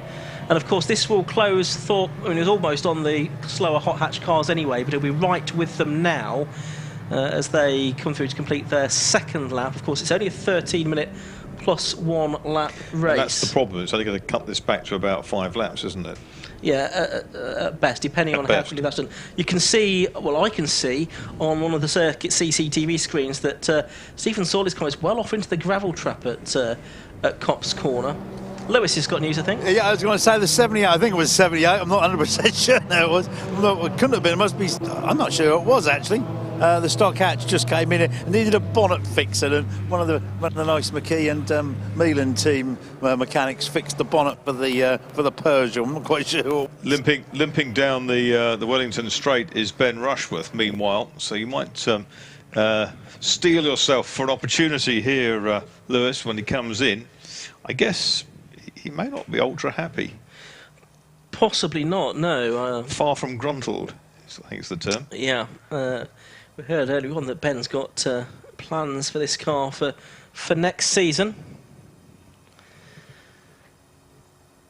So he's heading through Luffield Corner, Brooklands and Luffield, and he'll head back into the pit lane about. Possibly Lewis will be able to have a word with him. Meanwhile, the marshals doing great work as ever around the circuit to try and clear things and get us back underway as soon as possible. Where's the safety car at the moment, Marcus? Can you see that with you? Oh, that's down on the sort of Grand Prix loop, so to speak. Okay.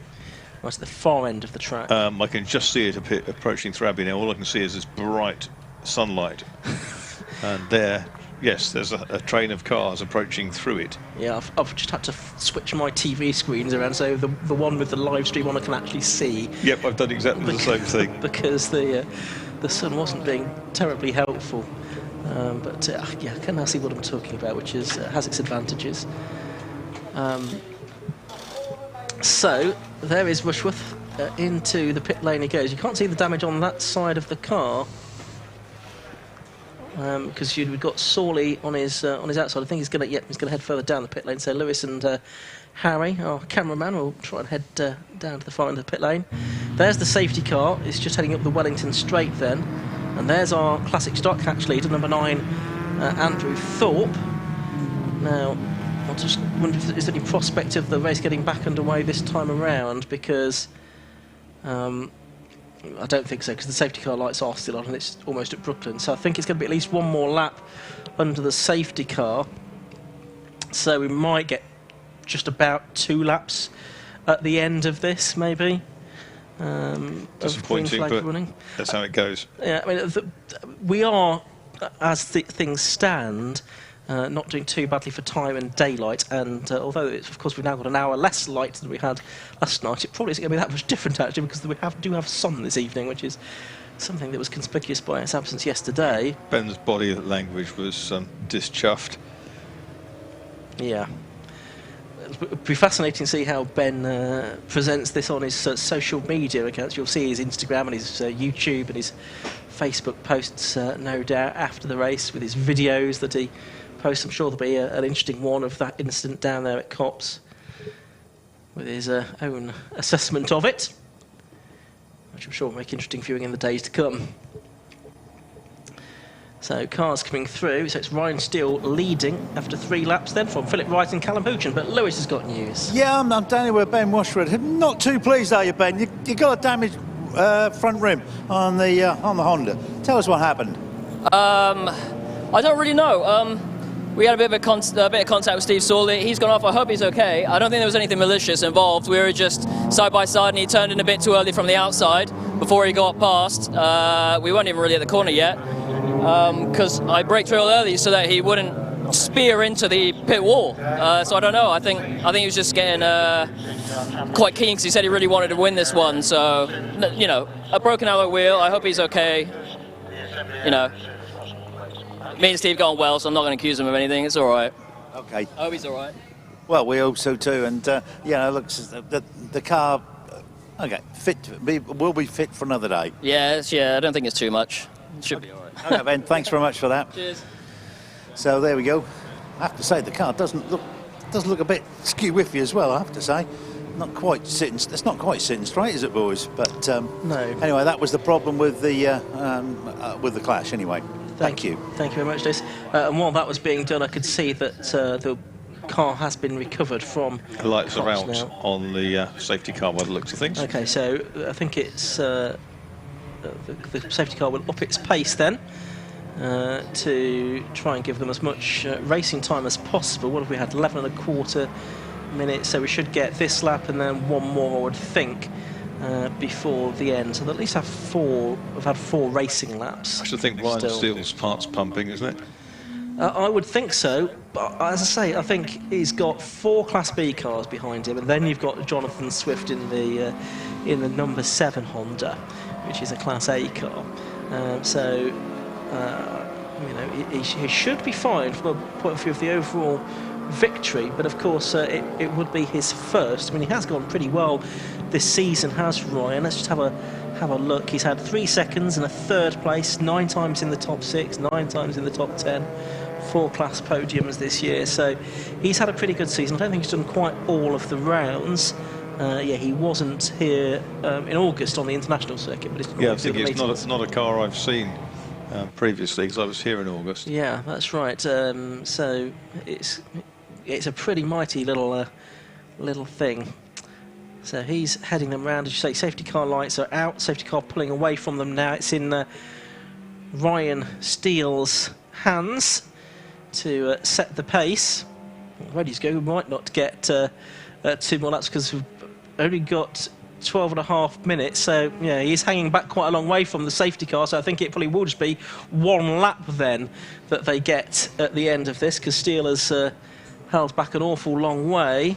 12:46, 47, 48, 49, 50. Yeah, he's not going to get back round to get 2 laps out of this, I don't think. He's gone now, hasn't he? He has gone now, but 30-minute tick round now, so it'll be the last lap of the race as well then, as Ryan Steele heads onto it now, into green flag racing. He leads then. Philip Wright second, Callum Hoochin third, Tony Perfect fourth, James Alford fifth, and Jonathan Swift in sixth position as they head down into Cops Corner for the first time within this restarted part of the race. And back to you at Maggots and Beckett's. Yep, as the JCB goes past me on the infield, down into Beckett's goes Ryan Steele with the French blue Citroen Saxo. The Hondas are well spread out behind him. One of the cars came around the outside of the bright green one, didn't see its number because it was hidden, but that's the car running now in fourth place. There's a good scrap there, and that continues. That was continuing on to the straight. Here we go, really, really close. Three lining up together, and there's a chance. Yeah, that's Tony Perfect, James Alford, and then Jonathan Swift. Alford's is that the bright green one? Yeah, it is. Yeah, he was overtaken around the outside going into Beckett's. Indeed. So there is Ryan Steele, Philip Wright in second place in the Class B car, and Callum Hoochin third. Used to race a Clio before switching over to the Civics. Down towards the left hand at Vale they go then, turning their way now through the double right at Club Corner. That's Perfect and Alford, and the Class A car of Jonathan Swift just behind them. Again, Jonathan, the driver's not done all of the rounds, ran out very wide there on the exit. Yeah, he used lots of road, didn't he, and a bit more. Just behind them you've got Sean Green, you've got Will Hunt in the Fiesta, I can see, Ryan Polly in the Clio, and Scott Edgar in another Clio there. Having entered their Clio 182 season a couple of meetings ago now. Yeah, they are back into my sight then, and round the loop they come. And powering on to the Wellington Straight for what's going to be the final time, alas. But Steele it is with a good lead from Philip Wright. Down at Abbey though, that's Ted Cooper, isn't it, in the among the stock hatches going past Matt Stubbington. Yeah, I can see a board being readied on the finish line, which I'm wondering is going to be... Yeah, the last lap board is being readied. They're giving him an extra lap, that's nice. That is good, that is great stuff. So although we've just gone beyond the 13 minutes when they went past last time, they are giving them another lap. So it'll be 4 laps of racing. That's pretty not what Ryan Steele was hoping to see. But nevertheless, he's got a decent lead over Philip Wright in second place. And coming through in third place, it's the 24 car of Callum Hoochin. Ryan Steele's just in the best lap of the race, a 2:27.10. Ben Rushworth got the lap record earlier on, a 2:26.06. David Drinkwater's well up as well in 11th place overall, just behind Scott Edgar's Fiesta. And then the first of the Golfs, Dan Gibbs, who's gone well in the Golfs this season, he's there in 12th overall. Considering it's much cooler now, Steele to get that close to the time that Rushworth did this morning is impressive.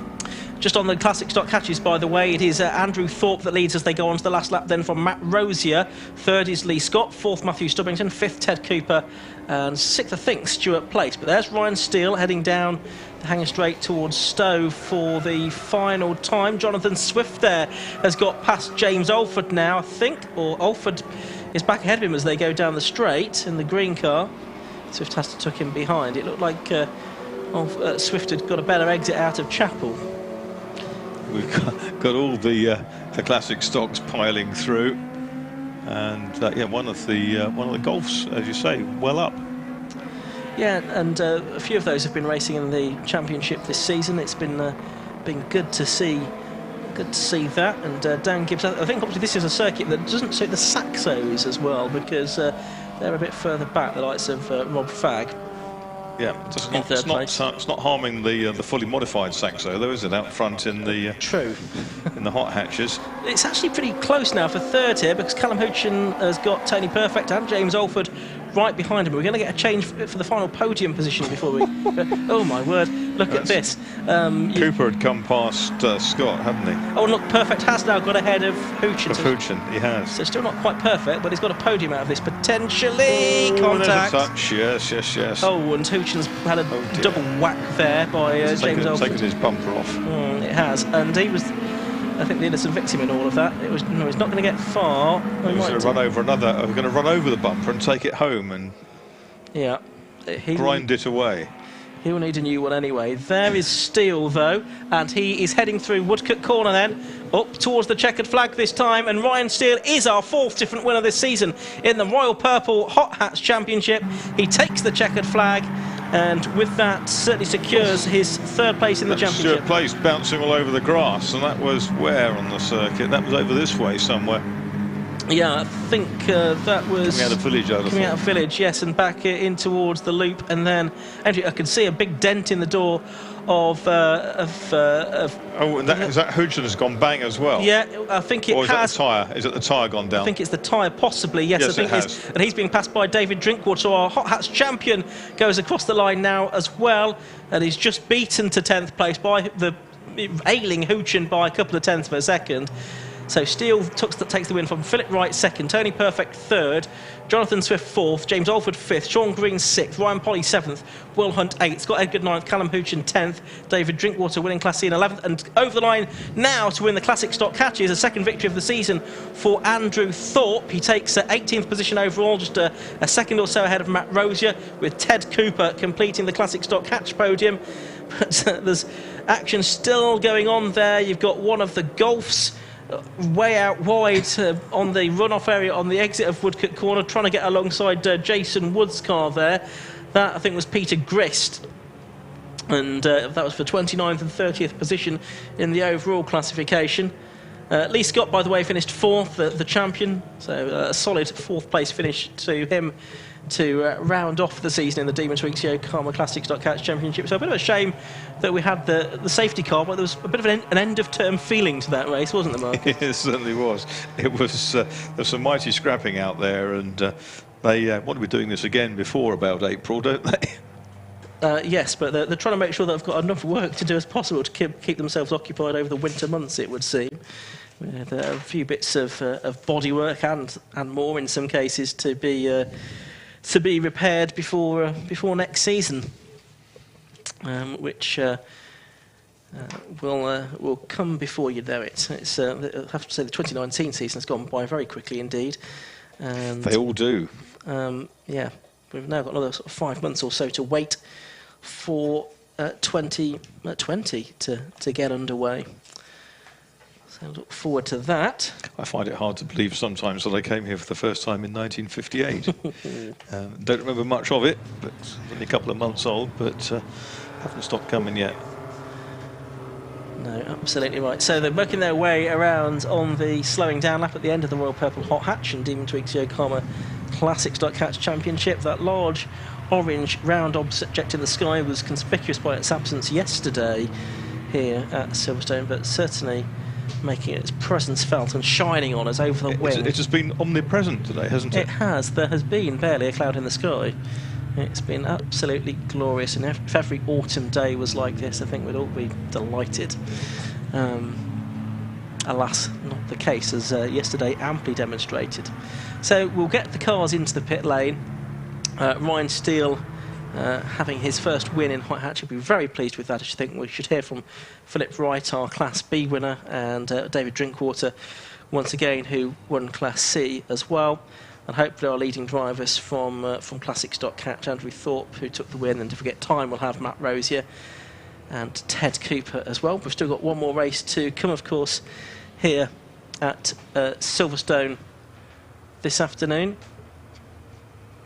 It's Steele now heading down the pit lane, I can see from here, and very shortly, therefore, I'll be able to hand you down once again to Lewis Beals. James Winstanley there waving Ryan Steele into the #1 position for the first time. So let's go down to Lewis.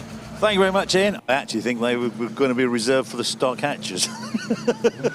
But Ryan Steele, he deserves to be parked up against the #1. That was a good run from Ryan in the modified Saxo. And then 63. Phil Wright again from Kings Lynn. That's good news. My neck of the woods, that is. So here we go, here's Ryan. About to receive his garland. We have to get away from the podium because the camera and the microphone don't work. Ryan, ooh, you look hot. Yeah, that was very hot. Hard driving that car, to be honest with you. I got no power steering in it. Well, that's nothing nothing wrong with that. Yeah, an Ipswich boy, you'll be all right. Yeah, yeah, tractor boy, you should be used to that. Used to that, mate. You know it. Good run. Yeah, it was good. It was a shame to see the two in front go off, but you know, it's what it is, isn't it? Yeah, one car damaged, one in the kiddie litter, but all to the good. So, how many wins have you had this year? That's the first one, I think. Yeah, the first one. You can't remember. Oh, well, very congratulations. Anyway, it's a good end to the season then. Yeah, it is. Glad I came. Thank you very much. Well done, buddy. Well done. Okay, then we've got to look for Phil Wright. Where's Phil? Here's Class B. Here's Phil Wright. Yeah, we'll keep it in East Anglia, eh? Yeah, something like that. So, good run, obviously. Good run. Yeah, brilliant run. Just couldn't catch Ryan in the end. Give me something to chase, but just couldn't catch him. So it was a good race. I enjoyed that. Enjoyed that a lot. Yeah, are you class champion? No. We've only done the last couple of rounds. Marty Ward's class champion. So. Going to come back and try and take it off in next year? We're going to do a full season next year. So we'll see what we can do. Okay. Look forward to seeing you. Well done, buddy. Thank you. And the Class C winner and our champion, is car number 17. It's David. David Drinkwater. Again, we said we're going to meet again, didn't we? Yeah, we did. That was good. I enjoyed that. A little bit of a mix with the safety car and a quick last lap sprint or so. So yeah, it was brilliant. Yeah. So a good season for yourself. Obviously, you've claimed the Royal Purple Hot Hatch Championship some time ago. So, are you going to move on or going to defend? Do a bit of this maybe next year, but some Club Enduro and Road Sports. Got a car for that, so hopefully get out on that. But keep the compact. She's reliable. She does well. She does well against the. She's right on that power to weight ratio, so which is great. So don't know. We'll see. Okay, Dave. Thanks very much. Well done. Here we got the stock hatch. Are we going 3, 2, 1 or 1, 2, 3? We're going 1, 2, 3. Okay, so number 9. It's Andrew, isn't it? Me, yeah. Got a much better start than this morning. This morning I didn't see the flag drop, so yeah, I just set off a bit late this morning, but no, made up for it then. Got a brilliant start. By the end of the first lap, just like at Snetterton, I had a really good lead. I thought, make this count, don't make a mistake. Help because I have overheating problems with the car. I need to get the bottom of that over winter, but that assisted me overheating because I could just drive around in 5th gear. And then I just thought, don't make a mistake on the restart. Just stay as close to the Saxo and the Golf as I could do. Obviously, can't overtake until you get over the line. So I was like, Matt was right on me, but yeah, luckily I managed to turn it into to Cops first and convert it to a nice win to end the year. Thanks very much, Andy. Come on, who's second? That's got to be Matt. Well done, Matt. Thank you very much. That was a difficult race. I fully expected to see a man in a tuxedo get out of the car in front of me. There was that much oil spray. I don't think I could see anything for half of it, but it was good fun. It was good fun. He drove a really good race. Andy drove a really good race. But yeah, it was good fun. I enjoyed it. Okay, mate, we got the BMWs about to come up. So last but not least is Ed Cooper. Ed, big smile. Yeah, it was a race of luck. Good, bad, and other people's misfortune, really. In fact, our champion, he got into the back of one of the back markers of the hot hatch race. And that gave me a place, and it was just being in the right place at the right time. Came from I think 6th up to 3rd, so I'm pleased with that. All right, buddy. Thanks very much, because we better get going, because at the moment we've got the BMW CCR competitors on track at the moment. So over to you.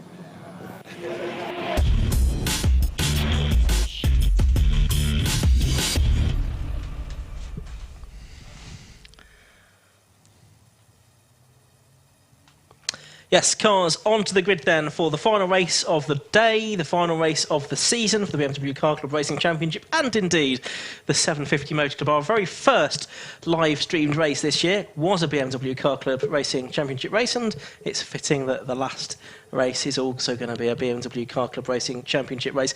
Now, by my reckoning, everything was sorted out championship-wise in the previous race, so to run down things, I think Matt Page is the Cup Class and overall champion, Graham Crowhurst is the M2 champion, Mike Cutt wins M1, and Darren Ball wins Class 6, all unofficial, but that's what I reckon. So, this should just be a nice fun end to the season as the cars now head off onto their green flag lap. The grid is based on the result of race 1, but with the top 5 reversed. So that adds a little bit of an extra interest. It's going to line up therefore as follows. Pole position will go to number 33, Robert Davidson in his E36 M3, alongside Graham Crowhurst in his E46 M2 specification car. Row 2 will be number 44, Michael Cutt in the E36, and Hugh Gurney, number 91 in the E46. Michael Pensfield's M3, the race 1 winner, will be on the inside of row 3. Alongside him will be number 2, Rick Kerry in the 1 Series. Row 4, you've got number 4, Gary Hufford's E46 and the M2 version of Paul Cook. Row 5 is number 11, David Kempton in the E36, and 83, Gary Burstow's E46. Has Singh made his way up the order in race 1? He lines up 11th. Car number 3 alongside number 35 Colin Whitmore in his E36 M3 Evo. Row 7 will have Jim Benson, number 59, the Class 6 winner from earlier on today in his 330, and Kevin Denwood's E46 Compact, number 7. Row 8 will be 25 Darren Ball in his 330 CI, and the 76 125i of Stuart Pywell. Mark Coulmer, M2 class driver in the E36 M3, is on the inside of row number 9, number 66, alongside number 8 Bill Redrop, his 330 CI. Row 10, you've got the new champion Matt Page, number 46 in the 325 Ti, that is the standard specification car in the Cup class, alongside Clive Watson, so that's 46 and 10 on row 10. On row 11, 37 Cavan Granger in the 330, Sean Jackson 40 in the 325, and then 3 Cup class cars up next, 31 Paul Laramie and 60 Carl Millman on row 12, Macmillan I should say on row 12, and 68 Gareth Thomas on row 13, next to 67 Adrian Williams, who was a non-finisher early on. And on the back we should have 210 Michael Dark, and all being well 222, and that is Simon Thorpe to round out the grid. So it's going to be an 18-minute plus 1 lap race, this one, to round out the season, Marcus, as the sun starts to set over Silverstone. It should be quite an atmospheric finish to the season, I would think. Yes, I think it will be. Looks all very promising from where I'm sitting. A lovely collection of cars just coming back into my view on the exit of Abbey, coming up to the farm and village. All I can see is the sun glinting off the pack of cars as they come towards me. Then they turn sharp right, pick them up properly again, then come into the loop, and then they'll be back onto the Wellington Straight via the long left-hand kink at Aintree. And there it is then, the car of Davidson that is on pole, then Crowhurst, and behind them Cutt, and the rest. The red car is Cutt, then it's Gurney and second of Silver car, and then Percivale, who won this morning. When he climbed out of the car, I expected a sort of broad Italian voice, but it wasn't to be. No, he'd got steamed up glasses, as I remember from Lewis's greeting of him. Exactly. Anyway, so here we are, final race of the season. A tremendous first full year with championship status for the BMW Car Club Racing Championship. Second year in existence, since it was sort of reintroduced as a BMW Car Club concept. And it's really shown the way as the strongest of all of the multi-model BMW championships in the UK, and long may it continue. It does make a change to have a exclusively sort of rear-wheel drive championship, doesn't it? It does, yes, and it's certainly been very strong this year, and probably if you add all the different cars that have been out during the course of the season together, I would think you probably had something like 60 different cars. Yeah, that's good. I remember the BMW 323i County Challenge back in the, I suppose it would have been the late 70s, and that was quite popular. The cars sounded great, and they looked well, but they were much more sort of production kind of cars with 1 or 2 minor tweaks than some of these. I know these are production-based cars, but these actually look considerably hotter than the 323s did, which had pretty much standard wheels and tyres and stuff and all that. But some really good drivers drove them for different BMW dealerships around the country. And we've got support from Automac, as you can see on screen. Many thanks to Automac for their support of the championship and the coverage this weekend here at Silverstone. There's the Rick Kerry 118 V8. Yeah, 1 Series absolutely. V8. Looks quite a menacing beast, doesn't it, that one? So, the last few rows of cars just collecting into position on the grid. The final car on the grid is the 210 car of Michael Dark. I think we're missing Adrian Williams, number 67. We're missing also the 222 car of Simon Thorpe then, by the looks of it. So, should have 26 cars. 5-second board is shown then. Wait for the red lights to come on, which they do. And out they go. And it's a pretty hot start by both of the drivers from the front row. Robert Davidson on the outside line there. And it looks like it's going to be Graham Crowhurst possibly that goes through on the inside as they head through Copse Corner for the first time, down towards Maggotts and Beckett's. What can you tell us, Marcus? Yeah, it's Crowhurst, but Cut comes flying past him, under braking into Beckett's. They're side by side, absolutely wheel to wheel. I think there might have been just the merest of brushes there, but they've escaped. And they get on the outside. It's Cut from Crowhurst, then it's one of the silver cars. Bear in mind there were 2 in the top 4. And they're all out onto the hangar straight. And here they come. Absolutely fantastic sight this makes, as a full field of BMWs scorches down. Another red one coming up through on the inside there. Pensaval, isn't it? That's Pensaval. Yeah, through he comes. Up to 3rd place then, from 5th on the grid, having sort of been shovelled back. Oh, the first 2 went really wide, didn't they, at Stowe? Out over the curbs. And that's allowed this morning's winner to squeeze Crowhurst on the outside. Is he going to get through the JK car? They are wheel to wheel, but he's made it through as he has. And Hugh Gurney, I think, will try and follow as well. He's in 4th place at the moment. Of course, he went well as well in the road sports race before lunch too, didn't he? So he's had a busy day. Then you've got Rick Kerry in 5th. Paul Cook's behind him, isn't he? In the 43 car. Yeah. Oh, is that actually? That was Robert Davidson, I think, possibly in 4th place. I beg your pardon. So it's Cut from Pensaval, Crowhurst, then yes, Davidson, then Rick Kerry 5th, Paul Cook 6th. As they head away. Then it's Hufford, and then it's then I think it's Gurney, who's dropped back to about 8th at the moment, ahead of Kempton. So it's gone the opposite way to what I thought he'd done. Down the Wellington Straight they come then, under the vehicle bridge for the first time in this 18-minute plus 1 lap race. Turning their way now through the left-hander. Here comes Kerry. Yeah, he does indeed, and he's dispatched Crowhurst there at Brooklands, or has he? Crowhurst clinging on around the outside at Brooklands. That gives him the inside line for Luffield. Kerry's got half a car length ahead, but I think Crowhurst has got the better line through the corner. A bit of a twitch on from Kerry on the exit, and Crowhurst therefore clings on, but then Kerry with more power has another bite of the cherry through Woodcote Corner, drives around the outside of him, and let's see how that pans out as they arrive at Copse Corner. Yes, Kerry's got ahead now, and he is up into 4th place. Yep, that was fantastic, and here they come then. It's Pensaval from Cut, from Davidson, from Kerry, from Crowhurst, from Cook, then it's Hufford, then it's Gurney, then it's Kempton, then a gap back to the rest, and they're headed by Kaz Singh in number 3. Down onto the hangar straight the leaders go, still a few coming through now. Long drawn out field this is, but as a train of Bavarian machines charging down towards Stowe.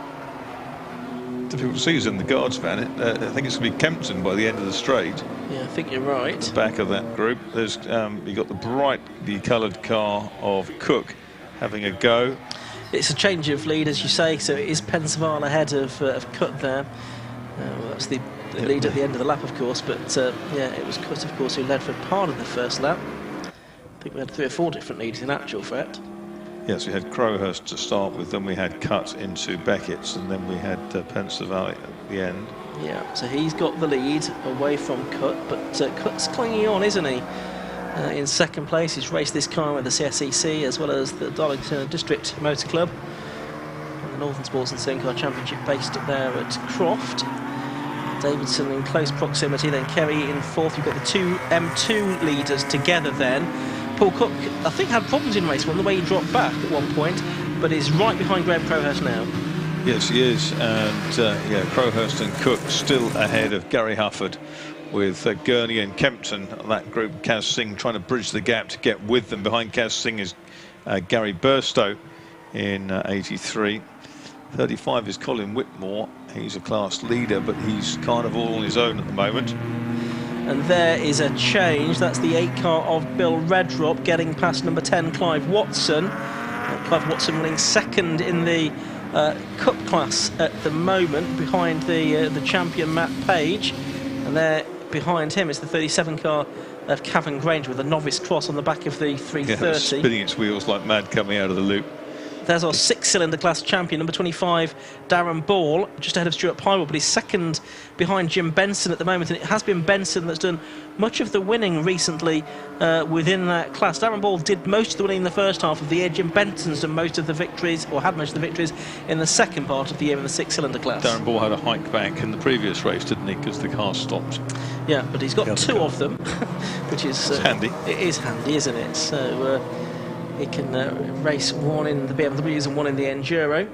So Paul Cook piling the pressure on Graham Crowhurst there, with Gary Cufford not too far behind. So this is the battle for the M2 class lead at the moment, with some rapid M1 machinery up behind them as well. Cook pulls out of the slipstream to the outside line as they go into Stowe, but Crowhurst, I think, a bit later on the brakes probably, as they go through the right-hander. Yeah, I think he'd be very, very brave to go around the outside at Stowe, even though they're taking a fairly liberal, making very liberal use of the curbs. Hufford now right with those 2 M2 cars. Yeah, he is. So he's in theoretically a more powerful machine. See if we can make use of that. There's you can see that gap back from the first 4. Kerry is in 4th position behind Cutt and Davidson, and Pensavali now has got away a little bit from Cutt, hasn't he? So he's now more focused on defence. Oh, very sideways, one of those red cars in the background, and that's lost him some time. It was Hufford, wasn't it? I think Hufford it probably was. Off the road. And yeah, Cook's now ahead of Crowhurst as well, so Cook has made it through the M2 class lead. Still trying to find a way back onto the circuit is Gary Hufford. Yep, he's got it, he's back on, but he's lost a few places, as you say. Number 4 car of Gary Hufford. So making their way through some of the cars from the lower classes, are down the international pit straight, but along the Wellington straight come our leaders, and Robert Davidson's not really close enough yet to make a move on Michael. Hufford's lost about 3. He's just in front of Kaz Singh by the looks of things. Okay, so leaders are back with me then to complete their 3rd lap, and it's Pensaval getting away in the lead. Oh, and there's Davidson using a bit too much of the curb and just kicking up some of the gravel dust on the exit of Luffield there, so he loses a few car lengths to Cut. He's nearly a second behind now. Kerry 4th, Paul Cook up to 5th, as you can see, Crowhurst 6th, and Kempton and Gurney now ahead of Hufford, 7th, 8th and 9th. There's Darren Ball, 2nd in class 6, just ahead of Stuart Pywell in his good metal grey 1 series, which is a slightly more nimble car, you might suggest, than the 3 series. And that clear of Matt Page in 16th place, who leads the Cup class. Here is that battle for 3rd, though. For 2nd, I beg your pardon. Cut has Davidson behind him as they head down to Stoke Corner, but Davidson not close enough there, Marcus, to do anything about him. No, it's it looks like the intent's there, but he doesn't quite have the speed at the moment. You can get back with him, Michael Cutt, but you can't unseat him by the looks of things at the moment. Of course, Davidson finished 5th in race 1 and Cut 3rd. Their best laps early on, actually not dissimilar. Cut 2:23.2 and Davidson a 2:23.8. So not a huge amount to choose between them. 1 into the pits is number 37, Cavan Granger. He's 3:30 out of the race. Yeah, here they come back into the tight corner at Farm. Leader still probably 3 seconds clear of his pursuers. It's still cut from Davidson. And then Rick Kerry, who just can't quite live with them. How do his lap times compare, Ian? So Rick Kerry he's done a 2:21.87 actually, so he's gone quicker than the 2 ahead of him. He's done low 2:22s. and quite a bit quicker than everybody else. But Pensavala's done the best lap of the race at 2:20.93, which is faster than the earlier race. That was very, very close at Brooklands there, as probing up the inside was the silver car, which is that of Robert Davidson, the 33 inside Michael Cutt, but Cutt just managed to squeeze the throttle, got out of it.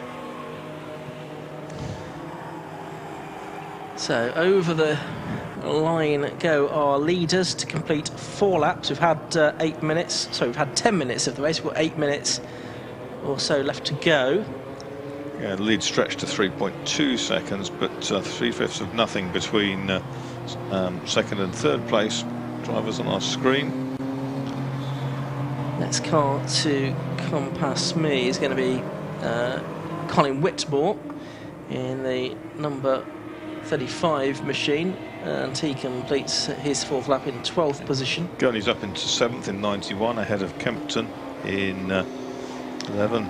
Looking down the inside towards Stowe was Robert Davidson, but he wasn't quite close enough, and they've both gone way off on the exit, and that's going to play a little bit into the hands of Rick Kerry, who should be able to sneak a couple of lengths back on them for that. Yeah, absolutely.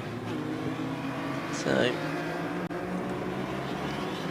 they're heading up towards Club Corner. Pensavala there, you can see leading by more than 3 seconds now, but Rick Kerry in 4th place. Looks like he might be in the ascendant. He is, definitely. Well, his last lap was a 2:22.40, which was slower than Davidson, but this lap he has closed the gap. He was 1.3 seconds behind at the beginning of it.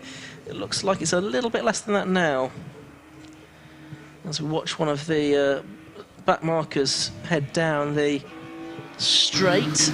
That is the 68 car of Gareth Thomas. There is Robert Davidson, our 3rd place man in the CPD sponsored machine.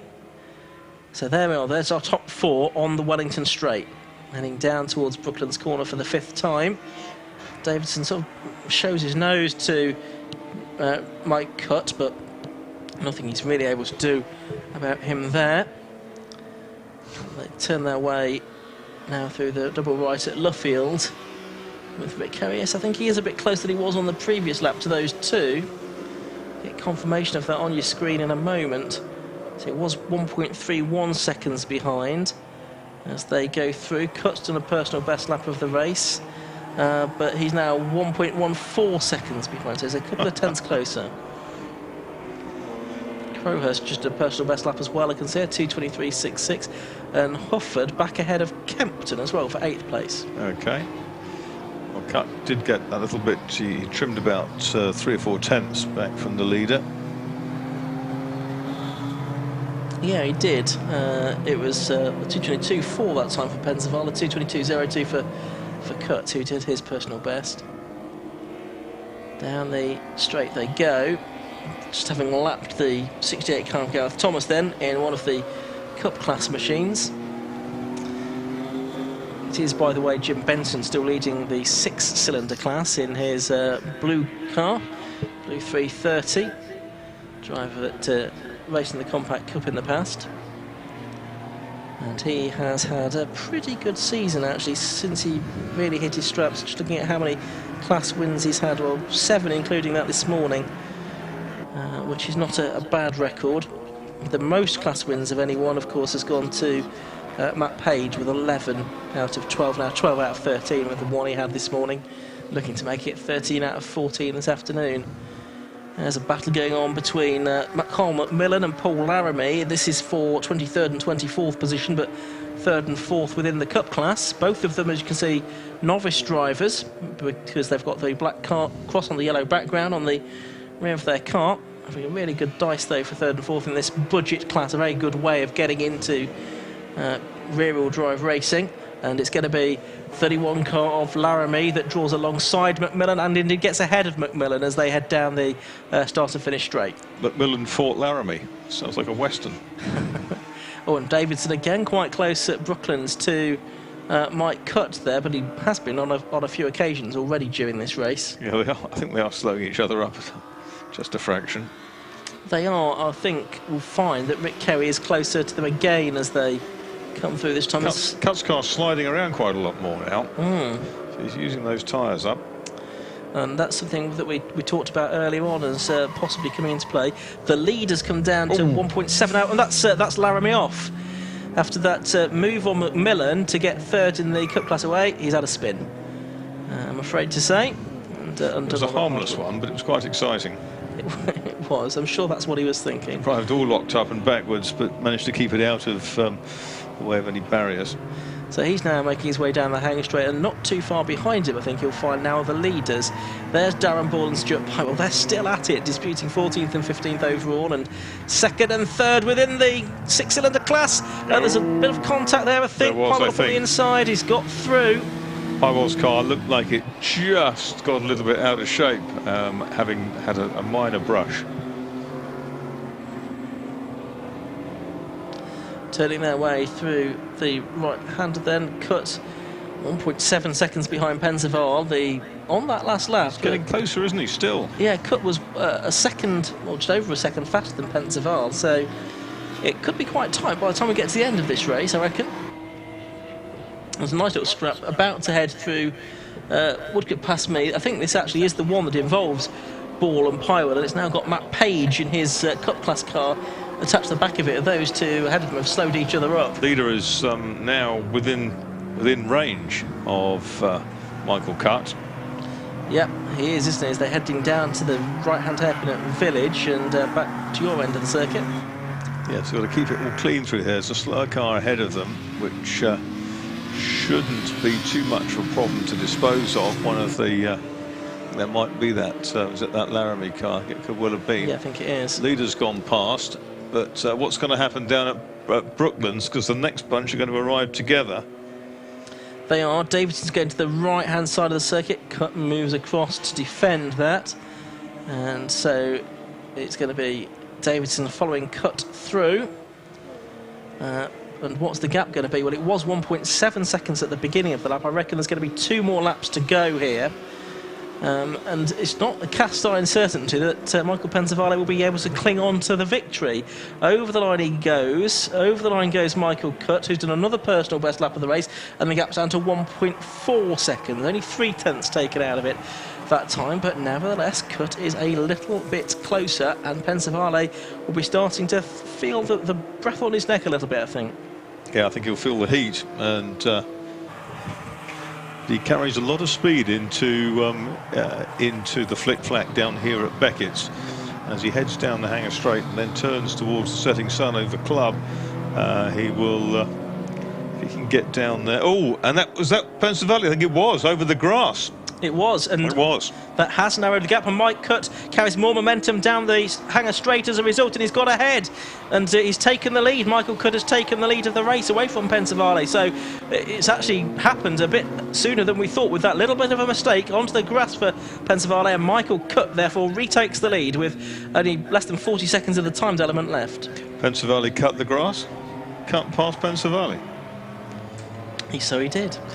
Right, it's not over yet though. Can Pensavalle bounce back? And don't forget Davidson's in there as well. It's a great three-way fight. He's got a lot of grunt, hasn't he, Pensavalle? He looks like he's determined to seize it back, and Rick Kerry's not totally out of it. Now the boot's on the other foot now. It is, right, so I think we'll go into the last lap this time around, so a lap and a half to go here, making their way through Farm. Which, a great shot that with the sun setting behind the drivers, turning their way into the loop now, and it's Pensavalle and Davidson. Kerry there in 4th. Remember, it's Paul Cook leading the Class M2, Jim Benson the 6-cylinder class, and Matt Page the Cup class. Down the Wellington Straight they go. Pensavalle trying to find a way back through. Looks to the left, right again. Trying to go around the outside of Cut, too far back to make that work. Yeah, he could destabilise himself doing that if he's not careful. He needs to leave it for one more go. He may not know, of course, that they'll be going on to the last lap this time through. He will do now because... Oh, and a little bit of tail slide from Michael Cut, and that's allowed Pensavalle to get it very close. It's about 2 BMW lengths the gap between them, and as they hook over the curb on the inside of Woodcote, they cross the line, and they're just quarter of a second apart. Yeah, and this is the last lap now. That's all it is, just over a quarter of a second, then half a second back is Davidson. But Kerry really gained on that lap as well. He's now only 1.3 seconds behind Davidson. He was further behind on the previous lap. Yeah, Cut's now got the advantage going into the left of Beckett, now the right, now the exit. Have they come on towards Chapel Curve? Turning their way. And he's got just enough lead, hasn't he? He's not going to give too much of a tow down here, but we know that Pennsylvania's car looks really quick in a straight line. And yes, you can see it just drops the silver car, doesn't it? Shakes it out of the slipstream. How late can Michael Pennsylvania brake for Stowe? He uses all the track going in. Yeah, he's not really close enough to cut, though, is he? He's not. Quarter of a second at the beginning of the lap has gone out considerably in the first. Well, not quite half a lap, probably about half a lap now as they arrive at Club Corner, turning their way through there. Well, it's here that Pennsylvania is so quick. Look, you can see the car has got that much more grunt and a better exit speed. And they've got cars ahead of them to worry about as well. The top four together coming up to Abbey for the final time. Yeah, it's 2:10 car of Michael Dark that they need to lap. He is in 22nd position, one of the six-cylinder drivers. Does he manage to keep out of the way of the leaders as they come through? Yes, he does. Then there's another one as well, which I think is Mark Colmer's number 66 car that they need to find a way past as well. Down past you for the final time, Marcus. Yeah, this is really tight, isn't it? Absolutely fantastic. And here they go then, powering through on the inside. If there's a slower car, they go past, lapping at Aintree. Onto the straight they come. It's going to be a drag race down to Brooklands.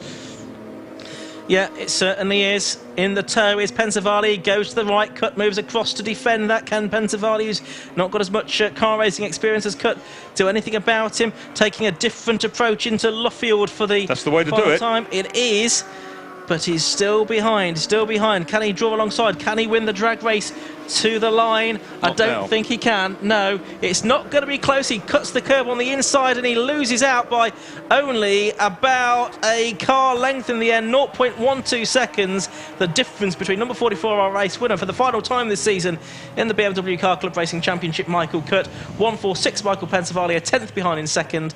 Half a second behind the winner was Robert Davidson, number 33. Fourth to number 2, Rick Kerry.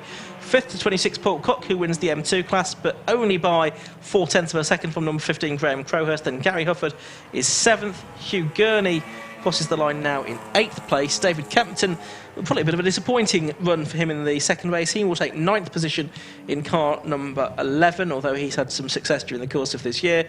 Kaz Singh it will be that will round out the top 10 in the number 3 car, which goes across the line now. Still to get our winners within the classes through, well, within the six-cylinder and the cup classes. It should be Jim Benson that hangs on for the win in the cup class, in the six-cylinder class. Had a very big lead, had sort of 30-odd seconds lead over Kevin Denwood and Stuart Pywell. Yeah, so yes, with Darren Ball dropping back from that battle, of course. Matt Page had 22 to Clive Watson. Yeah, so both of those should get their class wins sorted out. Colin Whitmore goes across the line there to complete his race in 12th position. Jim Benson now does take the checkered flag to win the six-cylinder class. He just appears into your view now. He's flashing the lights. He's very pleased to end the season with another win. I think his 8th of the season. And then it should be Matt Page appearing around Luffield Corner in the not-too-distant future, our 2019 champion in the BMW Car Club Racing Championship. Well, there's Stuart Pywell, and just behind him, if we can see the car behind, that will be Matt Page. There he is now, number 46 then, our champion. Matt Page heads his way through Woodcote Corner and finishes his final race of the season as the BMW Car Club Racing Champion of 2019. And that brings to an end a tremendous season of racing for the 750 Motor Club, and a very entertaining weekend as well, Marcus. Absolutely, yes. And we had that total contrast between yesterday's monsoon and the glorious autumnal conditions today for the sprint races, or relative sprint races. We saw, of course, the absolutely spectacular Club Enduro. That was really hard fought. The Road Sports, another good race, and the Hatches and the BMWs all played their part in this finale to the 750 Motor Club's 80th anniversary season. Roll on the 81st. Yep, thank you very much indeed, Marcus, down there in the Beckett's commentary box today, and for your company at a handful of meetings during the course of the 2019 season. Look forward to working with you again in 2020. Count me in. So, a great season it has been. A few more champions crowned this weekend. Lee Scott in the Classic Stock Hatch, Matt Page in the BMW Car Club Racing Championship. Of course, Steve Cheetham winning the Club Enduro Championship earlier on today as well. Dramatic finish with both of the two protagonists in classes B and C both taking class victories, which is as much as they could do, but just by a couple of points the advantage going the way of Steve Cheetham. And it's been great racing all the way through the 750 Motor Club season. We're looking forward to a great season in 2020 as well. We've got the Alfa Romeo Championship switching over to the 750 Motor Club for the first time next year too, for a 6-meeting programme, 5 of which will run with the 750 Motor Club, so we'll very much look forward to them joining the regular roster, and I'm sure we'll see lots of what we've seen in 2019, but bigger and better as well. We've seen some fantastic entries, and the 750 Motor Club, I think, really is the envy of many other clubs in UK circuit racing today. So from me, Ian Soman, up here in the commentary box, and Marcus Pye down at Beckett's, we'll say a very good night to you. It's been a pleasure working with Marcus. It's been great to talk to you all throughout the 2019 season. But for me, Ian Soman, it's down for the final time to Lewis Beals in the pit lane. Thank you very much, Ian. And yeah, you've done an absolutely sterling job during the season for the 750 Motor Club commentary, along with Marcus and the other members of the team. And today I've joined it. First time I've been at the 750s. Sprint meetings. Was here yesterday for the we are waiting for Michael Cutt, who signs off the 750s 2019 season with an absolutely stunning meeting. Come on, Michael, come and have a talk to us. My microphone don't work underneath all that metal. Michael, absolutely delighted with that, I bet. Absolutely, yeah. Took advantage of the little mistake by Michael there as well. But wow, that's a good end to the season. I really deserved that after Snetterton and in this morning, really greasy. I couldn't get a lap together. So I'll thank everybody who supported me. It's been an absolutely fantastic season. Thank Neil for making a championship happen. It's been absolutely fantastic. It really has. And I'm rewarded with a win at the end of the season. I can't be more pleased. Well done. I tell you, I was watching on the telly, and you took advantage, and that's what, you know. I didn't make a mistake around here. We were nearly absolutely neck abreast over the line, and I made it into I can't think what the hairpin's called, past the wing there, and he was right with me there, and I thought, wow, that's it. But I just managed to hang on by the short tail. So yes, absolutely magic. That was magic race. Okay, mate. Thank you very much. Well done. Who else have we got? There's a big handshake here. Sorry, who are you? I'm M2, Paul Cook. M2, Paul Cook. Sorry, Paul. Everyone there, you haven't got the name on there. Paul, many congratulations. You had a win. Yeah, good. I was a bit disappointed with the second earlier, but the result stands, and it was a really, really hard fought win. Graham has pushed me all the way, and he's pushed me all the way towards the end of the season, which is all good for next year. Well, that's good news, and end of the year with a victory. So you're going to go into the winter all buoyed up. It's a good way to end the year, and look forward to next year now. I've got to take me a day or two to get over this race today. Okay, mate. Thanks very much. So that was Class A and Class B. We got Class C. Sorry, 6. Class 6. I do beg your pardon. Class 6, which is Jim. That's right. Yeah. Thank you very much. It was all tied. 3 of us, 118 points each for second place. So it it was all to play for this one. Managed to carry the form through from the last few races and come out on top, thankfully. Well, so you sneaked second place? Second place in the championship, yeah, so very, very pleased. Darren Ball wrapped in race 1. He was uncatchable by the time we came here. Yeah, second place was all to play for. So it's the cards fell right, and I picked them all up. Well done, Jim. 2 wins on the day. You've made second place. Congratulations. Thank you very much. So our Cup class winner is car number 46.